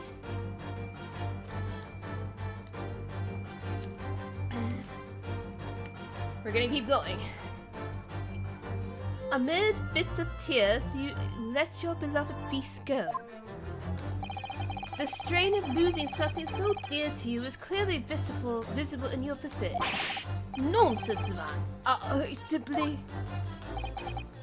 What, we must now ask ourselves, is the true cause of this pain? Being poor? Maybe like what Ash suggested is maybe this may be an illusion, this may be his wife, this may be somebody who's cosplaying. And we need only follow the direction of your gaze to find the answer. Yes, it is this pile of bills that has given rise to the pain you suffer. Ooh, every envelope contains another demand for payment. Ah! For cartloads of meat, potato, wheat, and tea. Cartloads? Well, probably to provide for the lodgers. Indeed, feeding your beloved has had a devastating impact on the financial circumstances of your household. And so you had no choice but to let it go. Yes, well, No, in a final fit of rage, a ferocious beast carried out one last unimaginable attack. Unimaginable? The aftermath of which can be clearly seen by observing the carpet over there. Yeah, I noticed this earlier, but the game wouldn't actually let me explore. A very expensive woolen carpet, if I am not mistaken. Oh, dearie me. What could have caused such a destructive outburst? A cat? There's a cat. Like, we Chad and me know that there's a cat. He's just a fucking idiot. Ah. This time, madam, I'm afraid it is you who has inadvertently revealed the truth to me. Yeah, the cat knocked over the candle. Like, that's the most logical thing. The cat destroyed the shelves. Like, your wandering eye has settled upon the very answer very neatly indeed. Yes, to explain the dire state of the carpet, we need only to look at the Tower of Cakes. No, it's the candle holder. Or I forgot the actual name. Is it Calabas? I don't fucking know. Yeah, he's a fucking idiot. He's hot, but holy shit, is he stupid. Ah! There's no creature more dangerous on this earth than a beast with an unsatiated appetite. Was it not once said by a certain noblewoman, if they have no bread, let them eat cake? Actually, I keep hearing, I don't know, I don't know if I can rely on this, but I did hear that Marie Antoinette did not actually say, let them eat cake. That was the, I'm no comment. This long-winded deduction for a cat. Yeah, right? But this is also indicative of... I think he's a hoarder, too. He's getting paid by the word. Right? Imagine having to voice act it. That's probably why they never have any voice acting for these games, except in the anime cutscenes. Food is at the heart of all tragedy, in fact. No, I believe that's coin. It's money. It's money. Whatever do you mean? Having tired of the taste of cake, the beast began to stalk its next prey.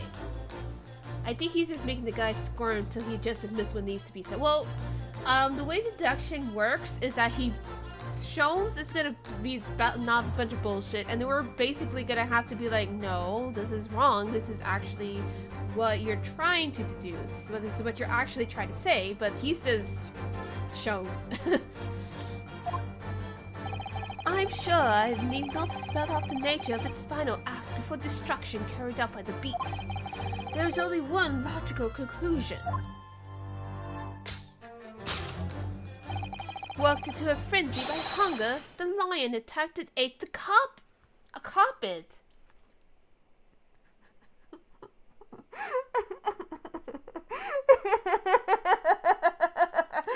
losing it. I'm fucking losing it. What? Yeah, music just like it, right? Even the music is like, what? I'm losing it. The teeth marks in the carpet are a perfect match with those of a lion I once saw in India. He's so hot. He is just so stupid. Wow. Oh my god, that was a good laugh. What? Thus concludes Herlock Sholmes' great deduction of this beastly puzzle. Shlomes, please. You're a moron. He really is. Goddamn though, is he hot? Oh my god. See, these slack-jawed.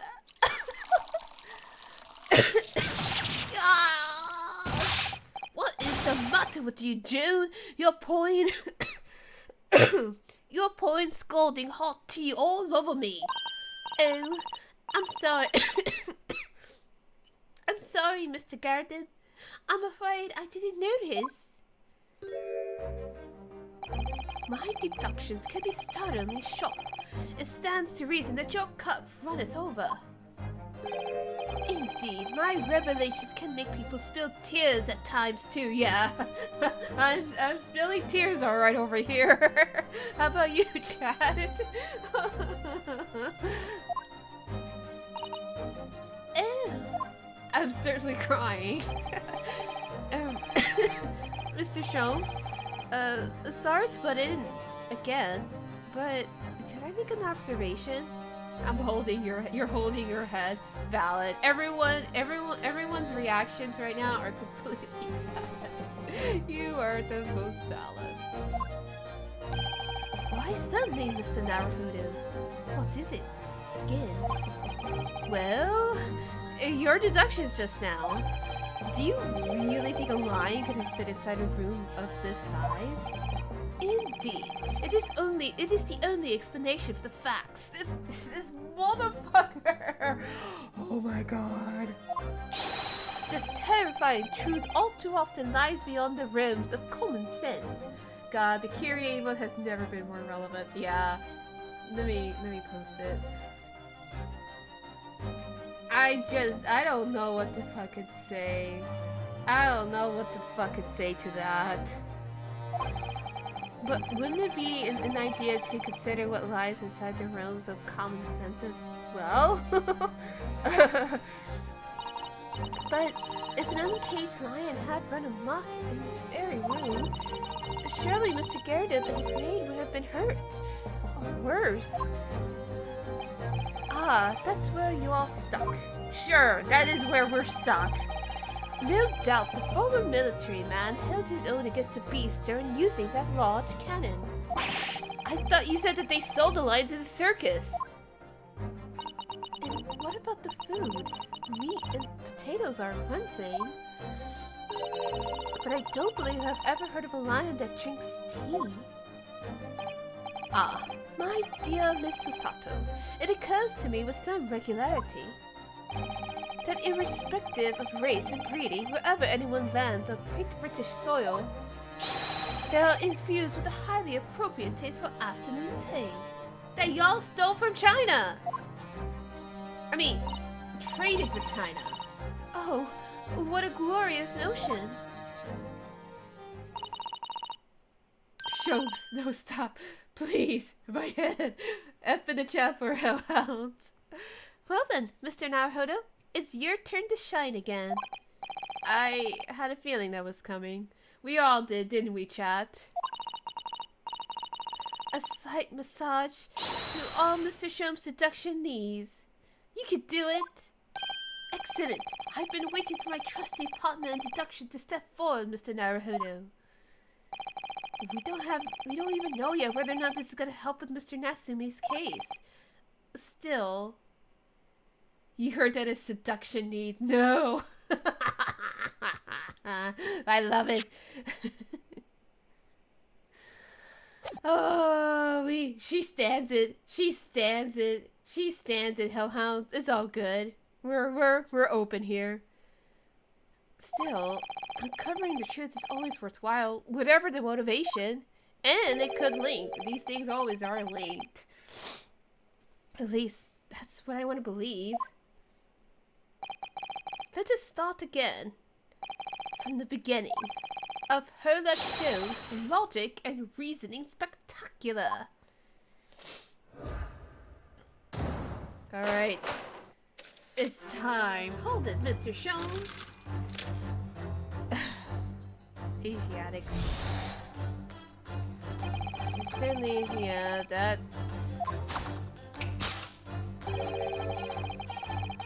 I'm not reading all that again. Nope. It's a cat. It's the damn cat.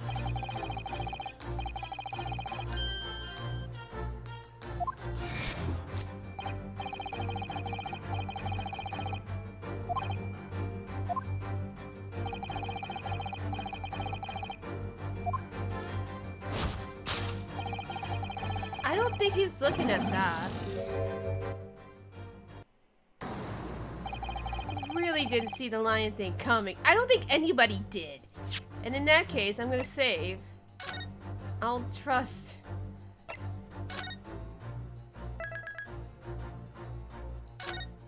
Okay, so just in case I fuck up, I'm just gonna reload. No, but if you observe Mr. Garrett's reaction, it rather seems as though some beast did indeed run amok in here in this room. Yes, something with a very fierce nature. A cat! A damn cat! But it couldn't have been a lion transported from India. So what was it then? We must follow Mr. Garrett's gaze. That will lead us to the true answer. Okay, so what's in his gaze? Mortar shells?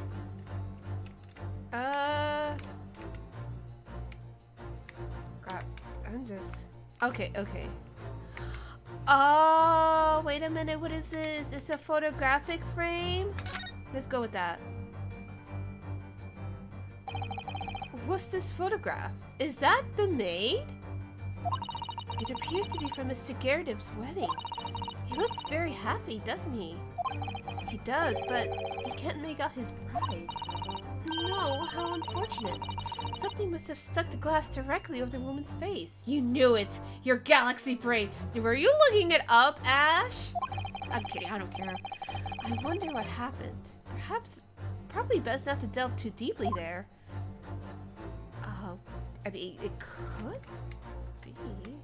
No. The glass is broken, so you can't see the bride's face at all. We never considered it to be the ex-wife. You were eating the burger gave you the galaxy brains. Maybe that's a hint I should get a burger. God, I kind of want a burger, but it's like almost 9 o'clock my time. I think powerful would be kinder than plump, Mr. Naruhodo. She said no fat shaming.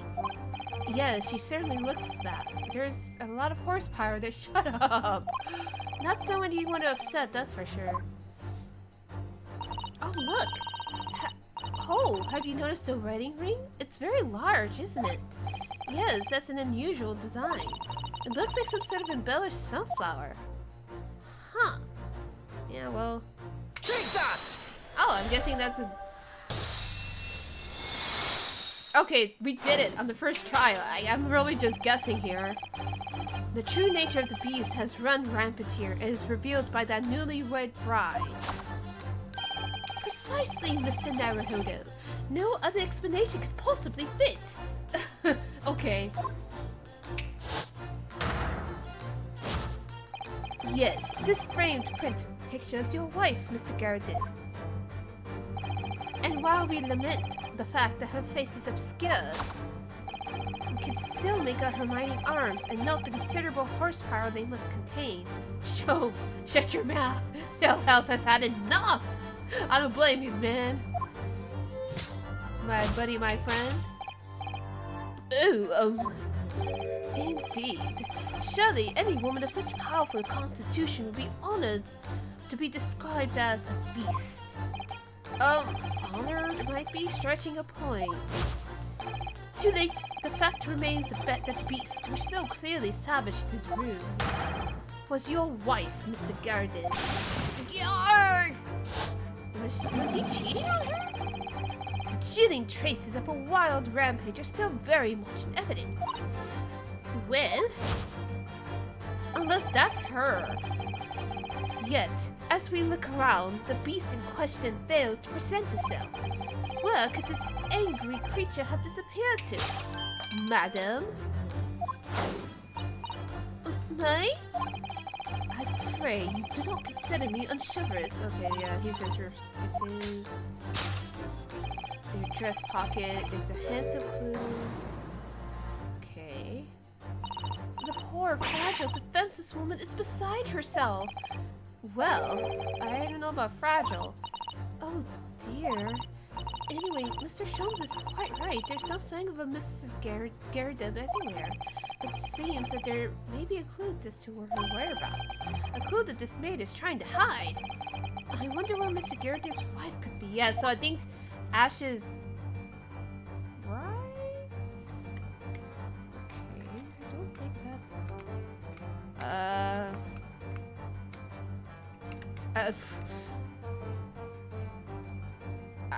I'm a save. Oh god, I can't save. Well, wish me luck, chat. Take that! Okay, I'm guessing that's the right. Yeah, that's the right. What? Damn it! I'm not even sure I should voice this. It's impossible to believe that it could be true, yet for some reason the thought came to my mind. Damn it! That defensive serving maid is a mighty goddess of destruction. What precisely was your intention with that, Mr. Naruhodo? Just following? Yeah. The truth is, you do not have to turn for observation or detection. Did that hurt? Yes, a lot. Okay, that is not it. My bad. Okay. Does she have a ring on her hand? Shlomes cannot be taken. Yeah, I'm gonna double check, and this time I'm gonna save again.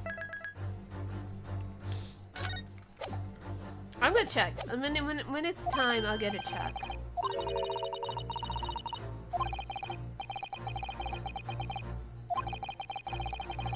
I want to say her hat because she does look like the sun. Like look at the way her hat is, and the ring that we found is very much a sunflower. But like you said, maybe you're wrong. Oh, fuck. There it is. I can't. Alright, why is this like this? No. Oh, damn it all. Yeah, you're right. I think I see it. I just can't reach it. Take that! I think that's it. Yeah, you were right. You were right on the money there, Hellhounds. Your wedding ring gives us a handsome clue as to Beast's current whereabouts. Ah. So yeah, Ash, you were right. You were right as well. Indeed it does. That flowery band gleaming on your finger gives you away.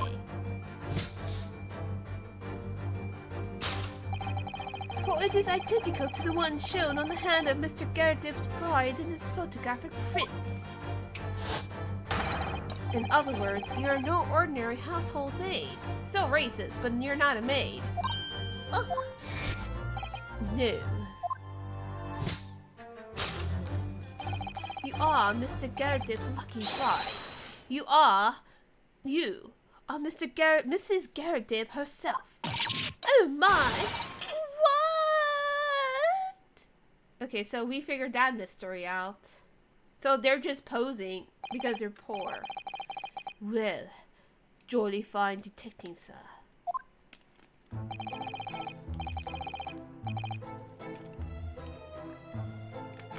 As you rightly surmise, this is the wife. Yes, my Joe. Rather let herself go, you might say, but she was about to talk about. Oh! Yeah, you talking shit, you get hit, bruh. It would appear that you don't live in the most comfortable of circumstances. Yeah, like, don't even talk about your wife's weight. The fuck is wrong with you? Especially if she got shit that could burn your skin off. Hello? After all, you are a retired army man, yet you are in the business of renting out rooms. He is in the business of Airbnbs. I would assume, therefore, you have insufficient means to employ a maid. Would that be correct? It's not right, I tell you. I was second lieutenant of the 3rd Regiment. A man has his pride, don't you know? By golly, it's a sorry thing when a chap can't even afford to have a single maid in his employ. You still married her. You must still think she's stunning. Don't act brand new in front of strangers.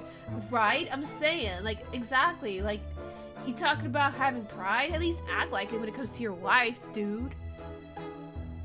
Yes, here in London, one is rather judged. A household cannot be considered worthy of society if it employs no staff at all.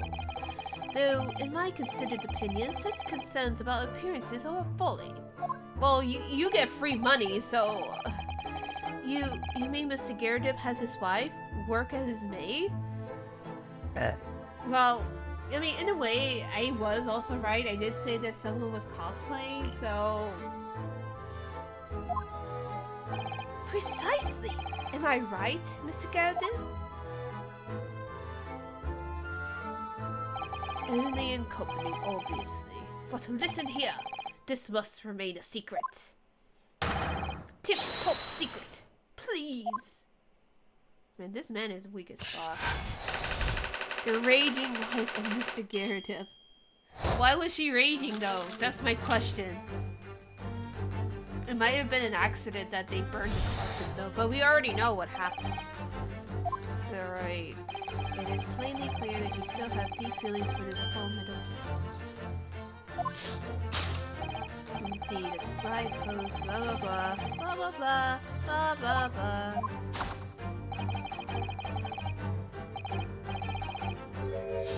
Supporting arm? I don't think it's, no, because I think I remember Hellhounds is saying that he has a slap mark, so we're gonna check that out.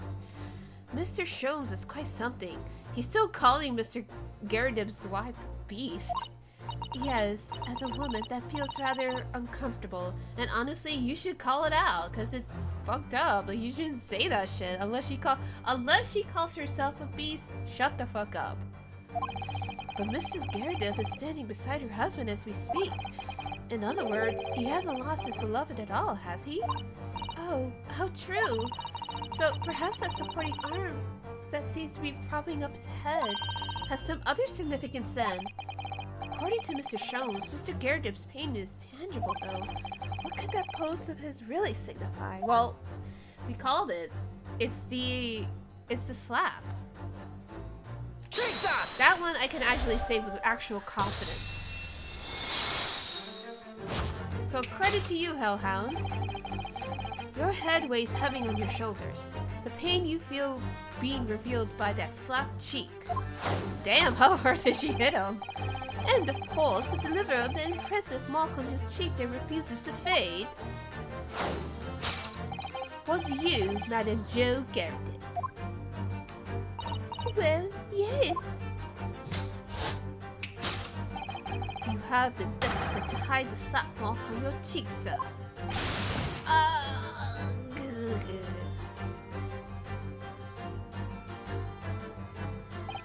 Oh, the blazes. did you work that out, man? Nothing escapes the notice of the one trained in the art of observation, my dear fellow. That's why you haven't looked directly at us even once. He reminds me of the Moon Man from McDonald's. Or, what's his ass name? Fuck. That one, shit. Let me look it up. I know it's like on the tip of my tongue. It is on the tip of my tongue. I'm looking it up. I know who he is, and if I see him, I'm gonna call it. I know who that is. Mac Tonight. Thank you so much, Ash. You know who I'm talking about. You a real one. You a real one. Support Bandcamp artists if you can. That's who he reminds me of. Was it Mac Tonight? Well, hold on. I want to check something. I just want to double check. No, not that. This is only momentary. Only momentary. Let me get to...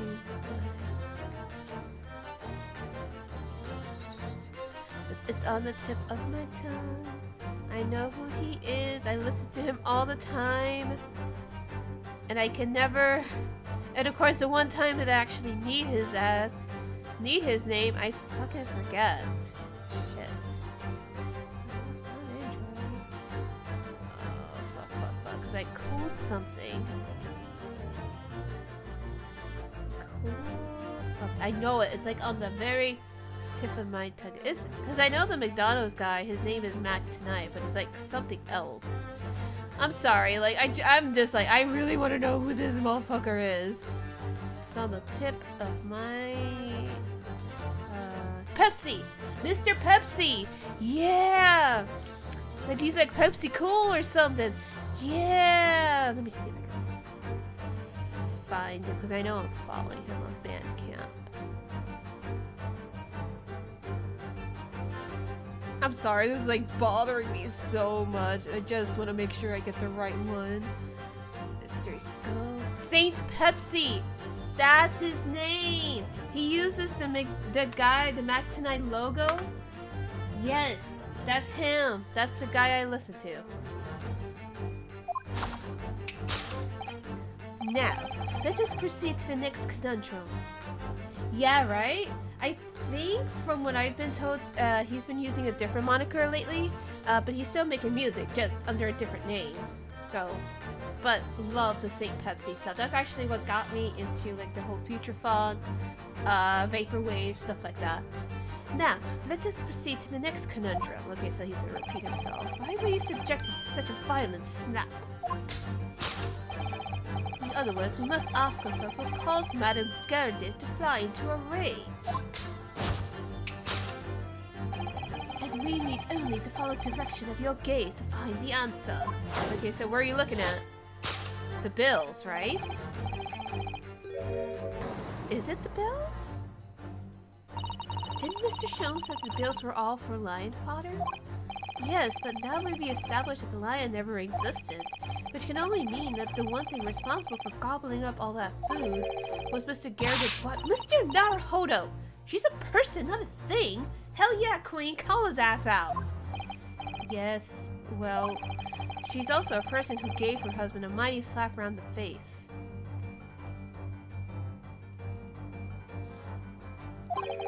One so hard that it left a perfect hand mark, in fact. Yes, why would a woman want to hit her husband with such force, I wonder? He's cheating. Straight up, he's cheating. I'd love to know the answer to that question. Okay, so what are we looking at? Oh. Oh. Yeah. Someone must be reading this book at the moment. There's a bookmark here, look. Yeah. Yep, I called it. He's cheating. Mr. Gerda is clearly an avid reader. Oh, wait a minute. I don't think this is a bookmark. Oh no, so it isn't. It's a note written in a woman's hand. Does his mistress look like a star? No!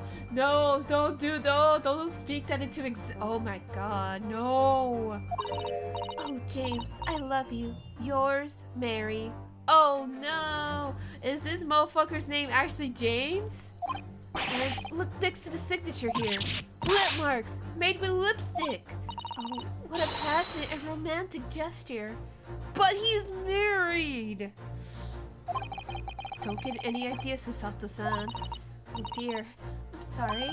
So this bookmark is actually a love note then. That would do it. That would absolutely... Take that! That would absolutely do it. No, straight up. You know, I would tell my boyfriend, you know, if he does anything like that, which he won't. I'm not worried. But I'm doing that oops, hit him up style. I'm just getting back oops, hit him up style version, that's all. Yes, it is this love note that has given rise to the pain you suffer. Actually, let me look at the court record. Is his name James? Is his name James? That's so okay. Okay, his ass name is John. Okay. Oh, James. Oh, James. I love you. Yours, Mary. Passionate indeed. Your husband knows your wrath. Valid. I just mentioned it to him. He's howling right now. Good. Let him know what's up. Make sure that he knows. You know? Oh, she about to fight too, man. She's about to fight. I feel you, queen. Wait, she's not a queen. She's racist. Okay. Thank you for the stretch. I'm doing a little stretch. I do need a stretch, actually. Yeah, she's going beast mode. I don't blame her. Fuck, man. Oh, I'm doing a posture check. Oh, look at it. Ooh. Ooh, that actually felt good. Thank you so much for the shadow points there, Hellhounds. Perhaps the sender of the snoot, a certain Miss Mary, is the fly in the ointment here. I never heard that expression. Grah! She really just laughed it. But I don't know the ballet woman. You don't know her? Well, then again, the name of it is James, not John. His name is John. His name is John, not James. That note wasn't written to me. It was just in the book. I don't know how it got there. It was just in there, you say? That's right. That's what I've been. She's like, I'm a fucking boy or you're alive. A likely story. Now listen here, Joan, old thing. I explained at the time. I bought the book at that second-hand place, and that note must have already been in there. So the previous owner of the book was using the note as a bookmark, you mean? That's right. That's what I've been saying. Man, this man is like scalded. A likely story? For heaven's sake, woman, look at the name. It's written to James. My name, in case you've forgotten, is John. A likely story? Are you questioning my name now? Well, to be fair, on Joe's part, there's a lot of guys who do, like, change their names to their mistresses in order not to get caught. So they could say, oh, no, that's somebody else. That's not me. So she does have a point. She does have a point. And there we have it. Arouse the suspicions of the female heart, and you unleash a beast with the most ferocious bites. Now, in the final fit of rage, unimaginable? That's where they burned the carpet, but obviously, we know that it's the candle holder. I hate that he said that it was from the teeth of a fucking lion. Oh, dearie me.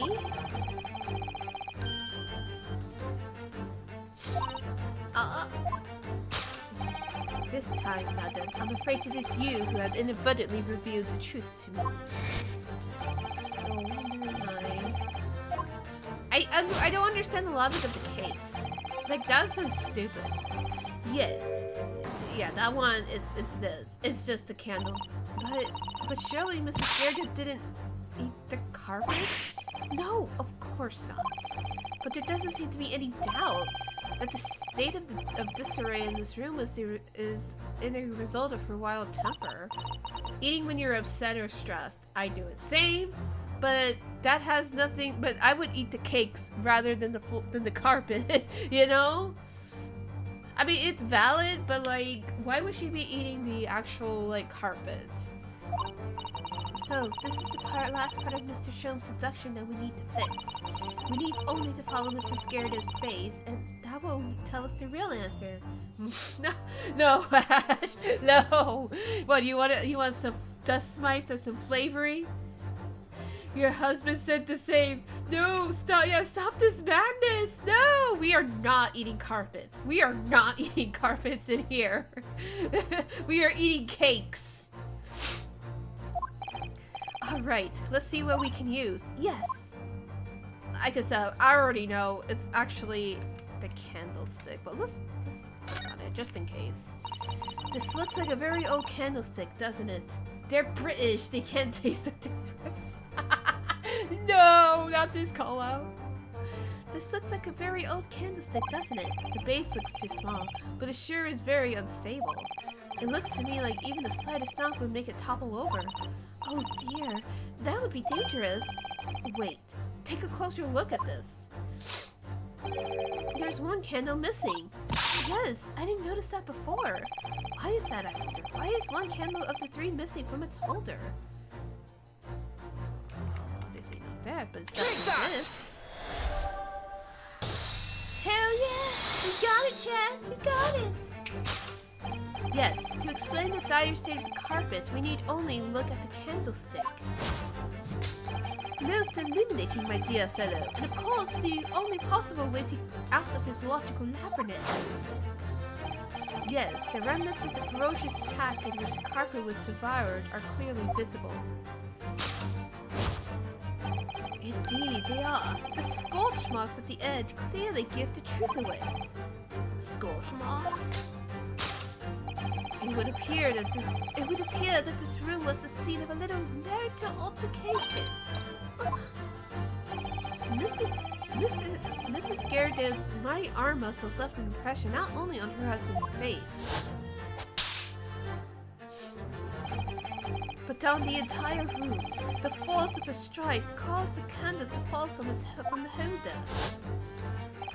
And in seconds, the carpet was alight and the whole corner of the room in flames. Yes, for the most ferocious beast in the world is neither a violent lion nor a vengeful woman, but fire. Shlomes is maybe an anime format, but it is not an anime. I completely agree.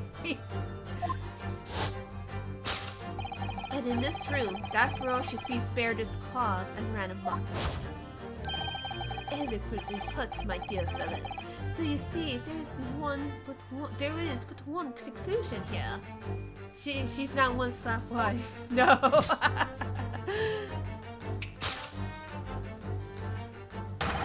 After the sparks of marital discord flew, this room was the scene of a fire. We solved it, chat. He's really getting up? Is he getting up? Mr. Shlomes, sir. I salute you! Is he fucking dead? Oh my god. He's fucking dead. F in the chat?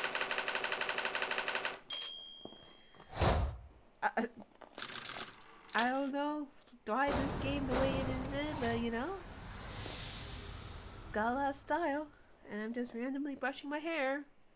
I don't know what to do. Confused F, fair enough. It's these dash long-winter nights, you know. Nothing to do but to read in front of the fire.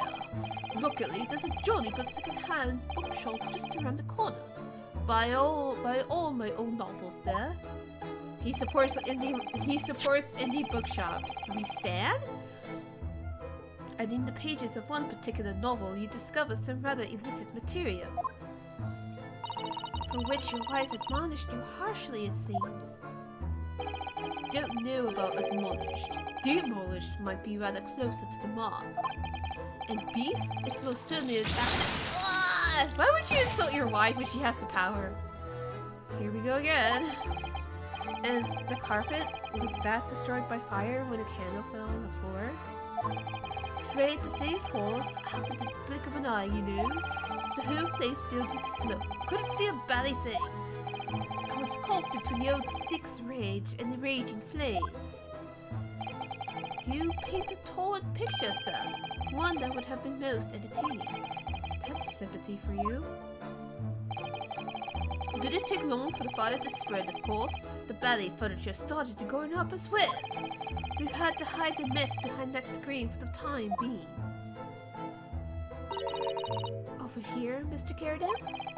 Well, you have nothing more to hide now, if you allow me. Oh shit, yeah, that'll fuck you up. Had all my favorite old novels in that case, but as soon as the fire got hold of them, that was it. Whoosh! Up in smoke. Gosh.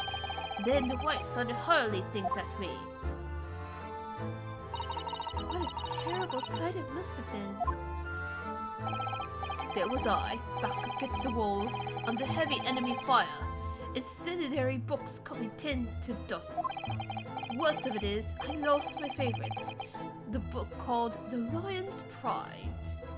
The Lion King? The Lion's Pride? Ah, yes. Your notorious love of big cats coming through again. I assure you, the title didn't influence my choice in the slightest. So the poor man really did lose something dear to him as a result of the ferocious beast's rampage. Mr. Shlomes' deductions turned out to be correct once again. After we corrected him, Susato, it can only be described as a great British wonder. He's just saying it so politely. I tell you, it was total carnage. Flames everywhere and the old sticker full victim. Out of interest, what time of day was that? Not sure I can remember. It was 2 days ago now. Let's see. Around 5 o'clock, I think. So at exactly the same time, as a terrifying incident was unfolding outside your window on the street below.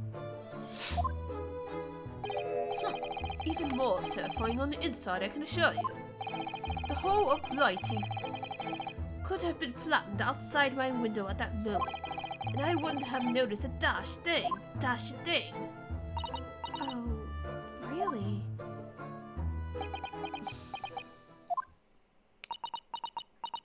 Are y'all hiding shit again?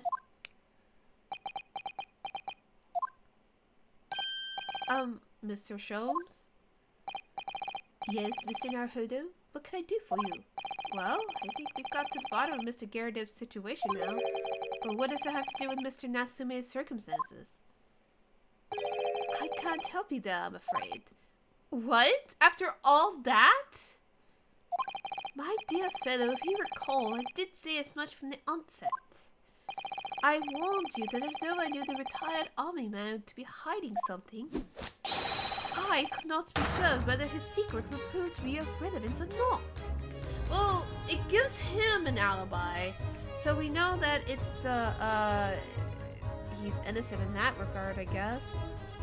I mean, I don't know. I just knew you were gonna say that! No, Mr. Naruhodo, you mustn't lose heart. Bear in mind that all things fall into one of only 2 categories. Those relevant to the case and those not. That makes no sense to me. Well, no matter. It is of far greater importance that you make up your mind now. Sorry? Visiting hours at the prison will soon be over. Oh no, is it that time already?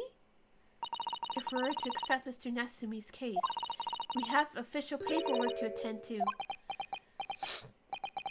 So that's it. No more time to think. But how you like to betake yourself to bidding us farewell now? I must prepare supper for Mr. Garden. Oh, yes. So sorry. Thank you both very much for your time. Soseki-san will be waiting for us, and I'm going to have to give him an answer. Well, I mean, what do you think, chat? Like, what do you think? Like, do you think that we're gonna do it? Well, I mean, I guess we have no choice but to move. Go back to the prison.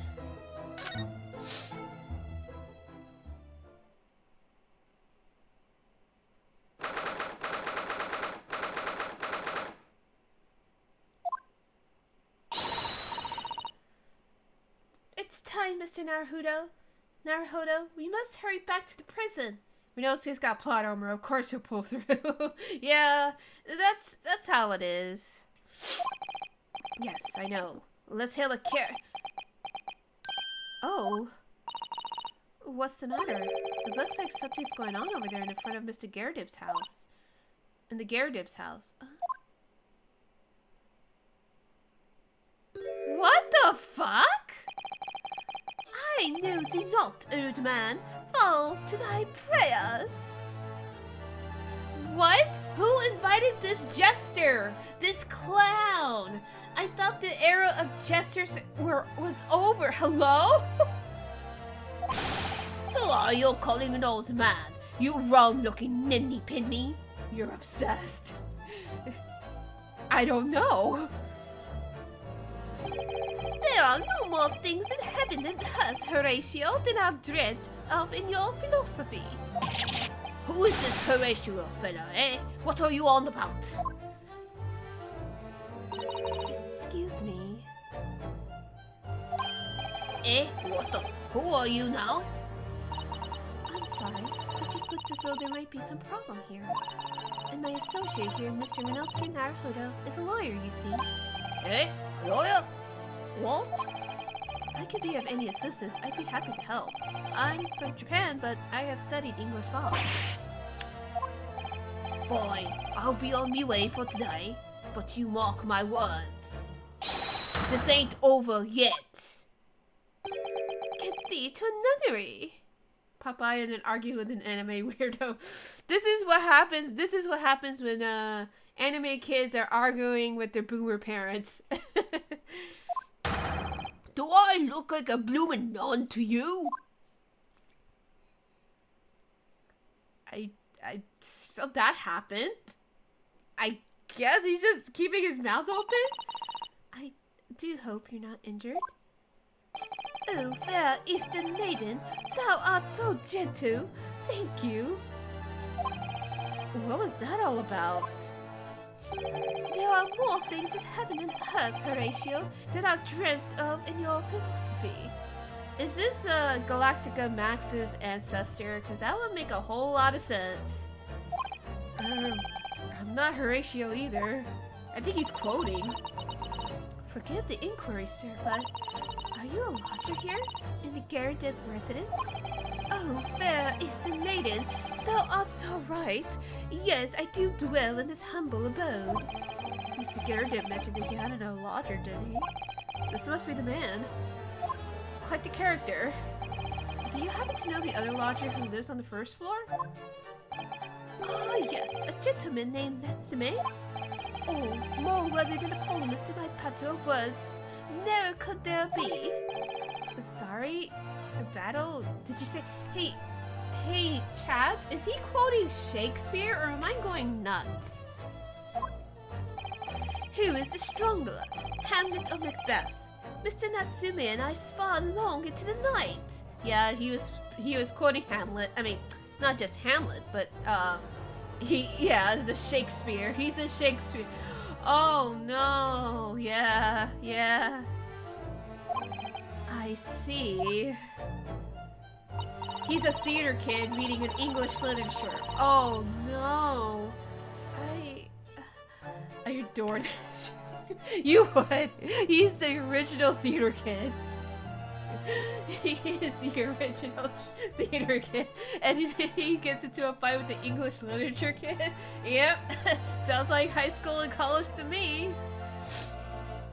I don't fully understand, but it seems Mr. Natsume and this gentleman are acquaintances at least.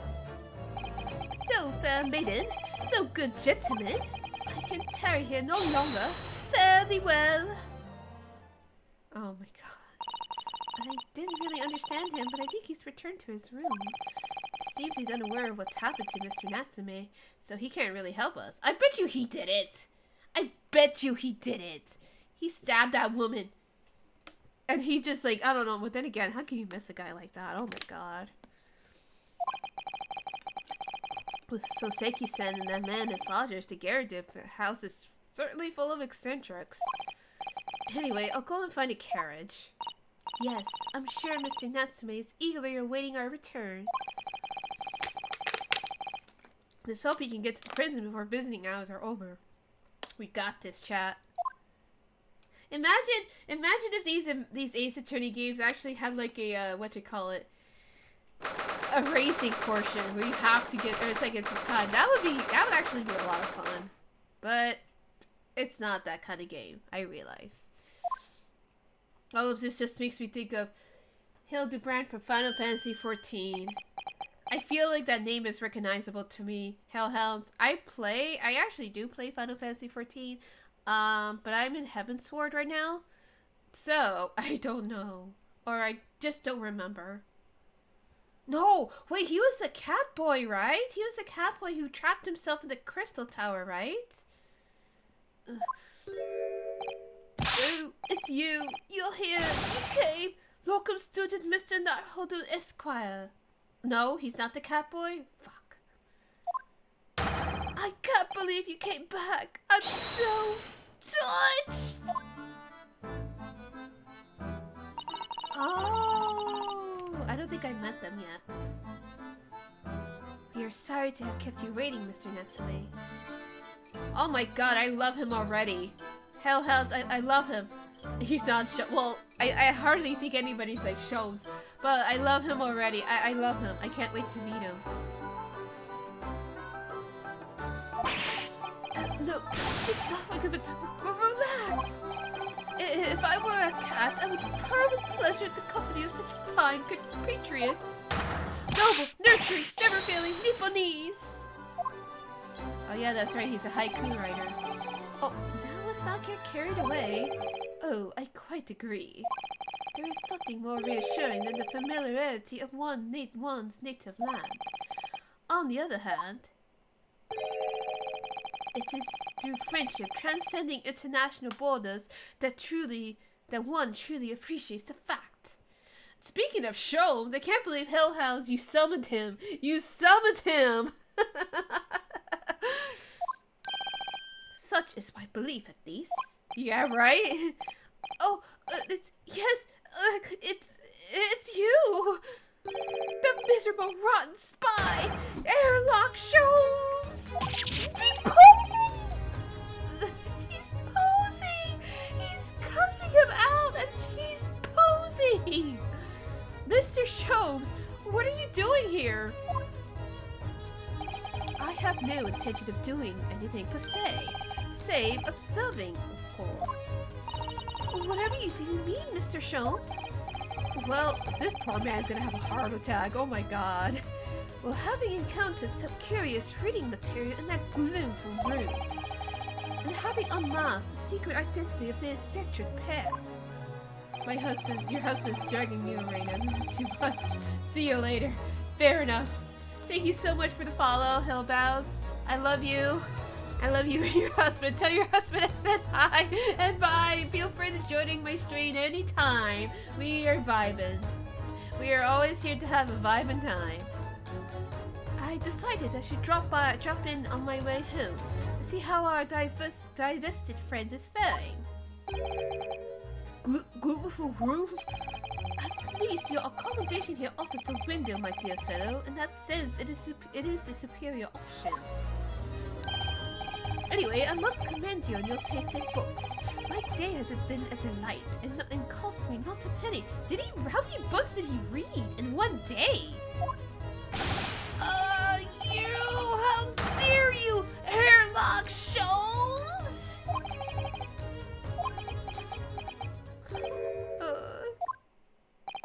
I've had it. I'm through. I'm at the end of my rope. I should never have come to Great Britain. It was a terrible mistake. Haunted by spirits in those accursed lodges. No doubt my luck would be cursed at tomorrow's trial as well. My whole life has been damned! Susato, she's... Oh god, Ash, ever since you pointed out that she looks like that one monkey meme, I've been I'm getting the feeling that's how she's looking at us right now. I'm losing my shit. What are you thinking, Mr. Naruhodo? He mentioned that once before, didn't he? That his lodgings were cursed, I mean. And there is much truth in Mr. Mustache's words. What? Cursed is a wholly appropriate description, I would say, for the man's lodgings, and indeed for tomorrow's trial. What's that supposed to mean? I mean, we're just gonna talk to him. Mr. Natsume, what do you mean by what you said just now? About the child tomorrow being cursed? Oh no, why are you looking so grave? You're making me nervous. I was just getting carried away, that's all. I didn't mean anything by it. Oh, I see. That's really agitated him. You don't mean... The trial really is cursed somehow? Shut up, Shlomes! Are you referring to the prosecutor? The Reaper of the Bailey? The Reaper? Oh no, what do you mean? Please, tell me! Summarize succinctly in 16 salient words! No defendant has ever survived a trial in which the Reaper stands for the prosecution. Ever. Guess we gotta tell him what we're up against. Oh my goodness! Can it really be true? That was 16 words exactly! Yesterday, Mr. Naruhodo successfully defended someone against the Reaper. But then, after the trial was over, the defendant passed away in unusual circumstances. Mr. McGill did. What? I am impressed, Mr. Sato. You have an eye for detail. Actually, the Lord Chief Justice told us. Mr. Shlomes, surely it can't be that having failed to have that accused convicted, Lord Vansigs killed the man himself. Oh no, he couldn't have, surely? And don't call me Shirley. You have such wonderful notions! Sorry? The man isn't a mass murderer. He's a court prosecutor, my dear fellow. That man has looked like he's constipating in himself. Hi, Megabillion. If he did that, that's so hot. Well, to be fair, this poor man has traveled across the waters only to be regarded as, you know, as such, and then he gets arrested for a crime he didn't commit, by the way, the person did not die. She is still alive. She's actually in the hospital right now. She's still alive. So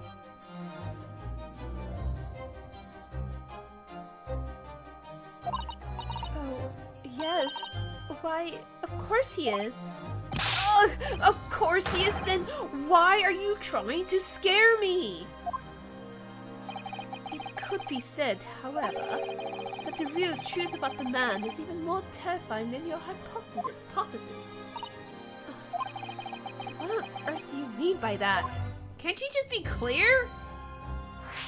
Well, let's talk about your cursed lodgings first. We did see a cat. You missed the kitty, and you missed the epic showdown of a wife beating down her husband for allegedly cheating. How are you doing tonight, Mega Billion? When you said accursed lodgings before, you were referring to your room at Mr. Garrett house, I assume. Do you mean to say that you believe the place is cursed? It's been a year now since I came to Great Britain, but I'd only been in London a week before I started to notice strange feelings in myself. That didn't take long, then. I mean, to be fair, his lodgings doesn't have a window. Like, it's boarded up. I did not know. There's a tax for windows. Let me look that up. Windows, tax, England. Oh, thank you, Google. In 1696 in England, William III introduced the infamous window tax, taxing houses based on the number of the windows they had. Houses with more than 10 windows had to pay a steep 10 shillings. Many houses bricked up their windows to reduce the number, which caused health problems. Wow. Capitalism strikes again, you guys. Is it even still around? I'm not signing in nothing. There's a titty tax? There was a titty? What? I don't know if this is true or not.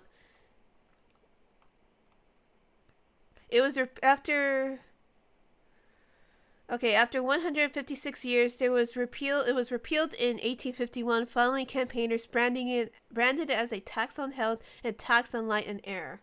Yeah, there's a titty tax. Apparently England made a titty tax. The state of Travancore imposed a titty tax on women belonging to disadvantaged sections of society. Women from lower castes were not allowed to cover their titties and were taxed heavily if they did so. What? Excuse me? Tax collectors measured the breasts and levied tax accordingly. However, a brave woman called Nanjelly, belonging to Eshava caste, decided to protest by covering her chest without paying the breast tax. When the inspector heard she was refusing to pay the tax, he went to her house to ask her to stop breaking the law. She refused to comply and cut her titties off. Ooh. Nanjelly's sacrifice benefited all the women of Travancore and then ultimately forced the king to roll back titty tax. That is what? Apparently, I don't know where Travancore is, but that's weird. What? There's a whole ass article about weird ass laws. Here, I'm gonna link it, and I'm gonna link it in the YouTube. Don't sign up for it, by the way. So it was repealed, but that's so ugh. Everywhere I looked were foreign faces staring at me, laughing behind my back. Considering how much history is men telling women to cover up, this seems more bizarre. Yeah, right? I'm gonna look Google where Travancore is, actually. Let me Google that. Where are you at? I am not gonna attempt to pronounce all that. Where is it?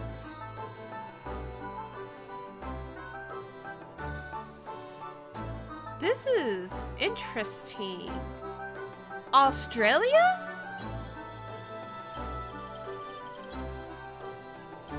Oh, okay.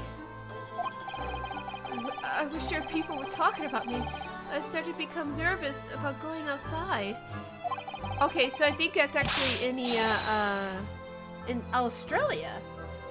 So I feel like that was a slight against Indigenous women, knowing parts of it. They were always staring at me, all the time, from dawn to dusk. So I shut myself away in my room, but even that didn't help. The fear wouldn't go away. Yeah, I think that's one. Well, I think it's an extension of the English kingdom. That's my game theory, at least. You must have been very lonely, having been away from your homeland for such a long time. I've had to move a number of times, most recently to that room on Briar Road, a week ago now. Yes, why did you choose there? It seems a little inconvenient.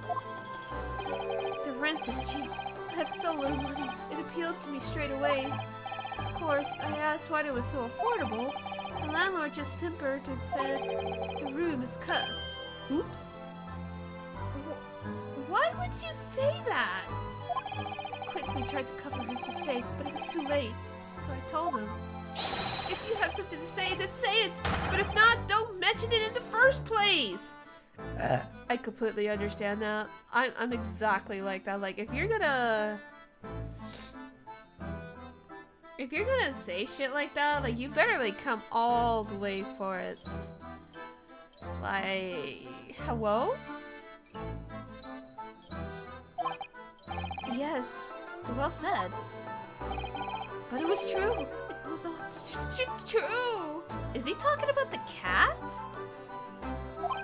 You mean the room really is cursed then? Ever since I looked in that windowless hellhole, my sleep has been plagued with nightmares. I awake feeling as though I'm being choked to death. Allergies? Cat allergies? And in my waking hours, people are stabbed in front of me as I walk down the street. I'm branded a killer, thrown in prison. Nobody wants to know me. I'm surrounded by scary, sinister spirits. If only there was someone, just one person on my side. Can no one find it in his or her heart to believe me? Really, no one at all? To believe. Yes, to believe.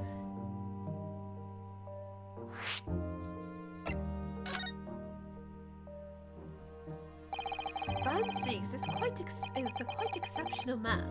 However, in London courts of law, exceptional does not equate to winning every case without exception. That's good. Soseki sounds like he's gonna cry tears of joy. As you all know, Tatawera, in a British criminal trial, there is both a judge and a jury. The judge officiates based on the letter of the law, whilst the jury offers public opinion and common sense. Yeah, sure, common sense. It is an excellent system, whereby the defendant's guilt is considered from several points of view. However, public opinion, in particular, is somewhat easily manipulated. And he's right about that, actually. He really is. Right. Criminals and corrupt lawyers, for that matter, can use it to their advantage. By any means at their disposal. Contriving evidence, calling impostors as witnesses, and so on. By such underhand means, there are those who would want are able to sway the jury, which means that even in the light of irrefutable evidence, the prosecution can fail. But it means the wrong verdict can be passed. And sadly, from time to time, my dear madam, it is simply the reality of the situation. And that's alright. However, those indicted by Lord Van Siegs cannot escape justice. Their fate is sealed. Oh my. I cannot say this right. Adjudication may see them leave the courtroom with their freedom. Within months, they all disappear. It is most striking. Disappear? But how? Well, it's very likely they're just moving them to Australia. Knowing England, that's where they moved all their prisoners. Ah, by all manner of misfortune, sir. Perhaps they are trampled under a passing carriage. Perhaps they fall into the Thames and drown. No, they go to Australia. That's where they go. Perhaps they are suddenly overcome by a raging fever. Or perhaps attacked by highwaymen. Will you stop? Oh, no. All examples of the reality of events here in London, I'm afraid, Mr. Naruhodo. That's why we are who we are. I knew it. I'm a dead dodo done for doomed! But Mr. Sholmes? Me, Mr. Naruhodo? Pray, what can I do for you? It's about the case on the SS Buria, if you recall. The Buria. The Buria. Ah, that case. The one with the snake? Well, yes. At that time, I was a suspect, but you believed in me and listened to my side of the story, and you helped us to investigate. I did I? Interesting. What I want to know is, why? Why did you believe me? I see, yes, you mean... Because you were a grimly dressed, shading Eastern fellow found with the victim in a locked room. Well, if you like, yes. I'm a little surprised that the answer requires explanation, my dear fellow. It's quite simple, really. You said I didn't do it. But I could have been lying. Surely you must have had your doubts. You must have suspected me a little. No, he's just too head empty. I think perhaps you have misunderstood. I neither recall believing in you, nor that which you were telling me. What? You see, the only things I believe in are those I choose to believe in. God, he's so fucking sexy, but goddamn is he fucking cringe at times. What? What do you mean, Mr. Shlomes? I make up my own mind about what is to be believed, and what is not. If I should like to believe in something, I do. The circumstances can hang as far as I'm concerned. But it could have betrayed your trust. In that case, I should have made an elementary error of judgment. Nothing more. Betrayal of trust is an overused excuse in my opinion. A meaning? Whether or not one should trust another is in the final analysis down to oneself. It is a matter of whether or not one can trust oneself. Essentially, if you believe in yourself, then you can believe in anybody. Which, honestly, that's a valid point to make. Yes, he's right! Locum student, Mr. Naruhodo Esquire! Whether or not I can believe myself. A defense lawyer is only as good as his faith to his client. And that comes down to how much faith he has in himself. I miss you, King. You're so right, Kazuma.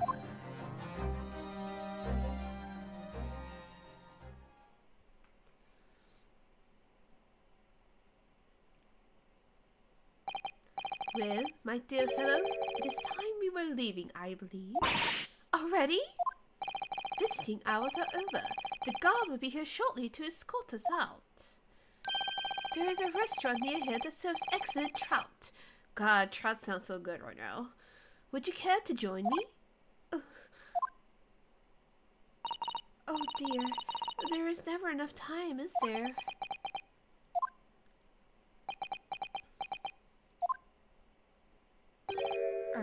Mr. Natsume, if you like, in your trial tomorrow, I'd be happy to represent you.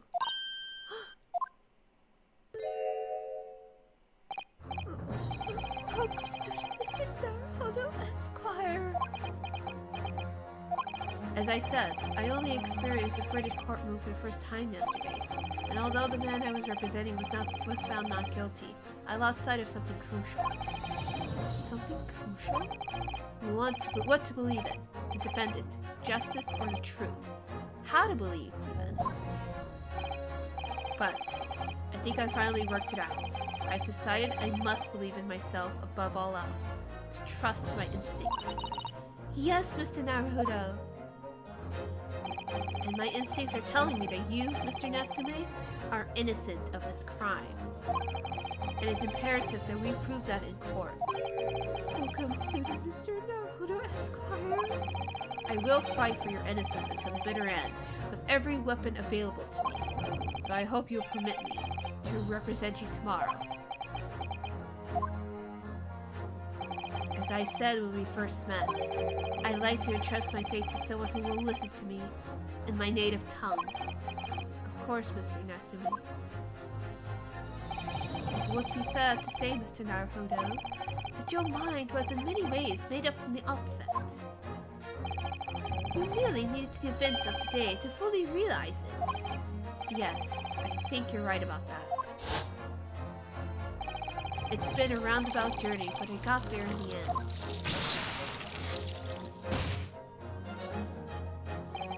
Mr. Sato. Yes? Would you be willing to stand by my side tomorrow and help me in court? Absolutely. As I said this morning, you may consider me your personal judicial assistant. Alright, gang. The shocking events of yesterday's trial still weigh heavily on my mind. But it's time to stop looking backwards. Kazuma believed in me, and Mr. Shlomes believes in me now too. So it's time that I learned to believe in myself. So Seki-san has no one. He's all alone. So it is my job to help him, to fight his corner. Tomorrow, in the court, with all the strength I can muster. To be continued? Yep. To be continued. Alright, so I'm actually gonna quit it here for tonight. We will finish this game, or I'll try to finish this game. This episode, I should say, on Friday. Or if you're just watching this on YouTube and it's already been uploaded, you can just skip ahead. But I'm gonna go ahead and call it early tonight. Thank you guys for joining me. Shout out to Hachiko for not only the donations, shout out again to Hellhounds20 and Hughie Doulahan for following me. Thank you so much, Hachiko. Thank you so much for the raid and all of that. Without you, oh yay, cool. But yeah, definitely. I'm actually doing NaNoWriMo. I can never say it right for some reason. I'm doing NaNoWriMo this month, and I really don't want to miss a day. I've been doing really good in keeping up with my days and my writing and stuff, so I want to make sure that that's all there. So, once again, thank you guys so much. On Friday, we will be starting a trial. Wednesday is Fate. I'm going to try to get that done as soon as I can. Because I really want to play. I really want to play 999. Oh, fuck. You go. Woo, woo. Yes, thank you so much. I love you guys so much. You take care. Bye.